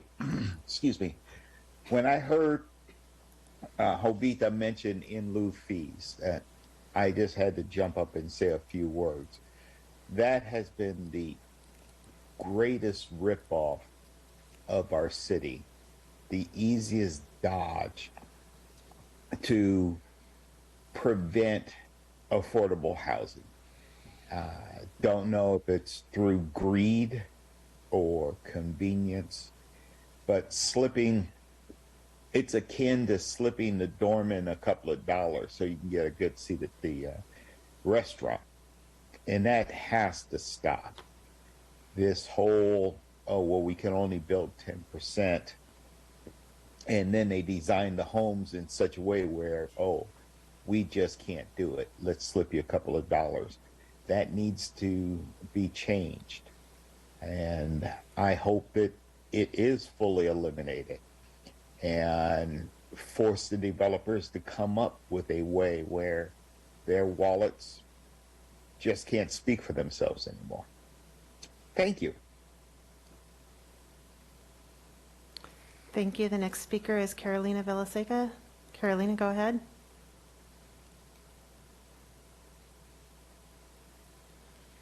Sorry, my mouse was not cooperating. Good evening, City Council. I'm tired. I'm sure you are too. Regarding in-lieu fees, the biggest problem with this is that if you don't have developers building these units, as they build a development, you end up with a cluster of units in one part of town, and then all of a sudden those people become pariahs. Oh, that's where the poor people live, right? You don't want that. You want people to live in neighborhoods with other people, and you want those people to, we want our city to be integrated, and we don't want an island of misfit toys in the middle of the city where all the people who can afford affordable housing live. We want everybody to be integrated, so you have that experience. You have a better chance then of getting housing that's going to look like the rest of the neighborhood versus an island of something that is just not at all desirable. So I think getting rid of in-lieu fees is a thing that its time has come. Thank you. Thank you. I have no additional hands raised. Okay, at this time, we will close public comment and move into council discussion on this item. I agree with this, and I fought tooth and nail to eliminate in-lieu fees. The only thing that I have concern about is something like Trilogy, which HOAs, the cost of the HOA is like exorbitant. And somebody moving, if you built an affordable housing unit, inclusionary unit in there, would they be able to pay for Trilogy's HOA fees? So in that instance, I would say no. I mean, if it was the HOA where in Shadow Lakes, it's $50 a month, which isn't bad, but still could be for a family who's just barely making it to purchase that inclusionary affordable house. So in the instance of something like Trilogy, I would say we need in-lieu fees, because what are they going to do then? People aren't going to be able to afford it unless, I don't know how you get them to not include those in the HOA fees. But it is something that I fought hard for previously, and I barely got people to agree to do the 10% versus the 2% we were at. So I was happy that we increased it to 10%, and we also, didn't make it so that the in-lieu fees were considered first. We changed our mindset with that. And it has made a difference. I mean, we're seeing some inclusionary housing being added into this. So that's my point on that. But I also would say this could be included in with Councilmember Meyer's when we're reviewing the affordable housing ordinance and include all of it together. I also like to include in that, I know Councilmember Rary has mentioned that I think 2 years ago when I got 3 years now, but I got on the council, it was at 2%, right? And there's been a lot of work to get it to 10%, which is great. And I remember having discussions with different developers when they'd come to give their spill. I would love to go away with in-lieu fees as well. I wish that we could get rid of those. My only concern is some of those in-lieu fees fund our affordable housing program, if I'm not correct. And I think currently, I don't know how many staff we have. I don't think it's a very big department or anything like that. But we do have some of those in lieu fees that go to fund some of our affordable housing program. I guess for me, I would totally also like to get rid of that in lieu fee, but what would be the impact? I guess I would like to learn more about what is the impact for us getting rid of that in regards to supporting our affordable housing program that we actually have here in the city of Brentwood. But I agree, we've gone from 2 to 10. I know Councilmember Meyer has brought up that we're going to be discussing about even going more than that, which is great. But I'd just like to see the impacts of getting rid of in lieu fees in regards to our affordable housing programs that we currently have right now within the city. Tim and I talked about that, and my response to that was, I mean, it should just come out of our regular budget. Like, if we believe in affordable housing, then we should be paying for that headcount. We shouldn't worry about where the money's coming from. Let's just pay it because we believe in it and we support it. So it's going to come from another bucket because that bucket is no longer going to exist. It's just, are we on board in supporting affordable housing and moving the bucket? That's it. It's just accounting, right? Yeah, I guess for me, I mean, obviously seeing that, right? I mean, what does that look like, and will it actually happen, and from where's that coming from, right? To be able to support that, because obviously we may have money that doesn't impact anybody else, but sometimes when you move money, it impacts other programs or other things that are happening with the city. But when it comes down to affordable housing, I think that's something that, I mean, I know in the past, all three of us here have always supported increasing that percentage, but also increasing the amount of affordable housing that developers need to make. So I'm in total support of that. I just like to see it. I guess I'm a visual kind of a person. What would actually happen?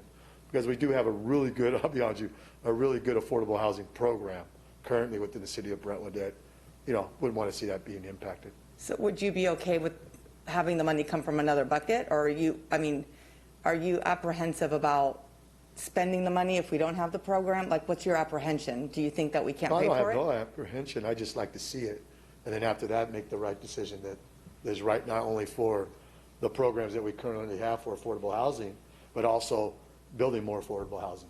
Because I'm all for affordable housing. We've always been supportive of that. So it's not that where I'm apprehensive of it. It's just I'd like to learn more and see what the impacts of those are. So it's just, I guess, what GL account it would come from versus where it's coming from now, kind of thing. Well, it sounds like there's enough direction that you want us to do some research on this. When we come back, we can lay out how the funds get used, how they've been used historically, what the law allows, what some concerns with legal issues might be, what the fund balances look like, and what our programs currently are, and making sure we can still fund those, and then give you some dollar amounts if you want to use a different pot of funds for those same kind of programs. Because those tasks still have to be completed, because we have, I mean, it's not like that work goes away. That work is going to increase with no revenues coming in, is the way I see it. Like, we're going to pay more than we're paying now because we're going to ask for an increase in affordable housing units. And again, it's just a commitment from a council that we're okay with biting that bullet because we're supporting, our residents. I wanted to mention, too, I think I understand the apprehension. I think as close as we are to build out, if we're going to make a decision like that, I think now is the time to do it. Just like getting really aggressive in the percentage, which I won't get into because it's not the agenda item right now, but we'll talk about it later. But I do think it's really important for us to look at these aggressive, progressive steps now because we are so close. And I think, didn't I hear we have 150 people on the wait list for affordable housing? That sounds right. Okay, so that tells us right there is our program is good, but obviously there's room for improvement. So I'd like to see us making some aggressive decisions on that.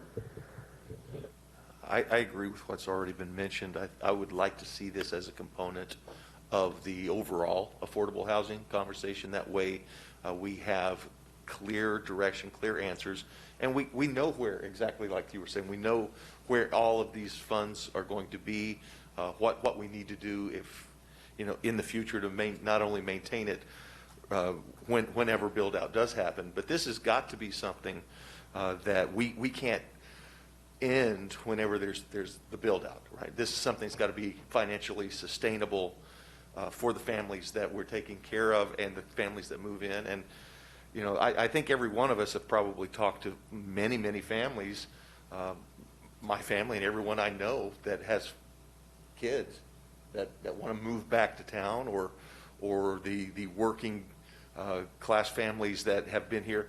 One of the greatest benefits that Brentwood has that makes it so special and unique is we have many, many multi-generational families that have been here for many, many generations, that now they're finding hurdles in being able to continue that, because that's the core of who we are as a community.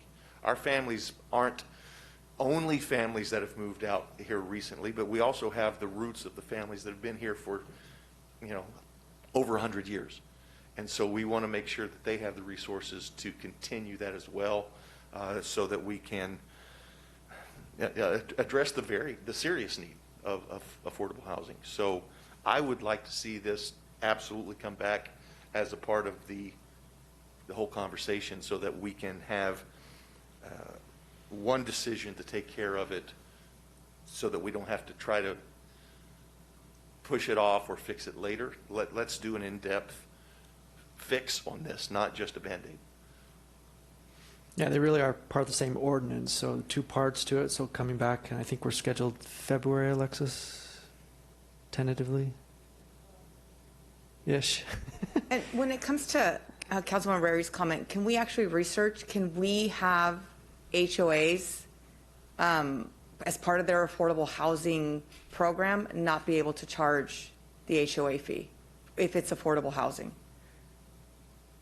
Or maybe even a slide scale or scholarships or something? Yeah, like it's just, maybe a sliding scale but I mean, We could do some research on what our authority over HOAs would be that could give you some of those tools. And then also your analysis of everything we have left, like it's a swag, but like, do you think we have any neighborhoods like that left? I don't know if we have anything like that left.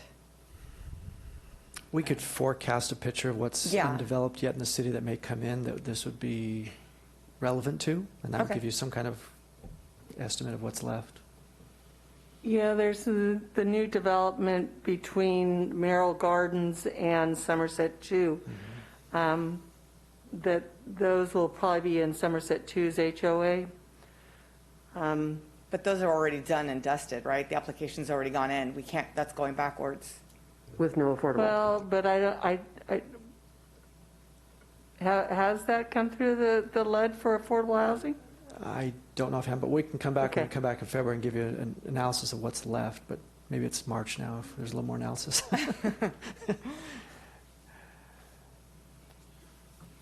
Okay, do we have a motion on this item? I make a motion to have staff spend time and resources on the removing in-lieu fees and wrapping it together with Susanna Meyer's ask of increasing the affordable housing percentage. Is that okay? Okay, we have Second. a first and a second. All in favor, aye. Aye. Opposed? It is unanimous. So we are at the point of adjournment. Before I receive a motion to adjourn, tonight I would like to adjourn in honor of Richard Clayton. He's the husband of Contra Costa County Supervisor Diane Burgess. I'm going to be very careful how I request this adjournment.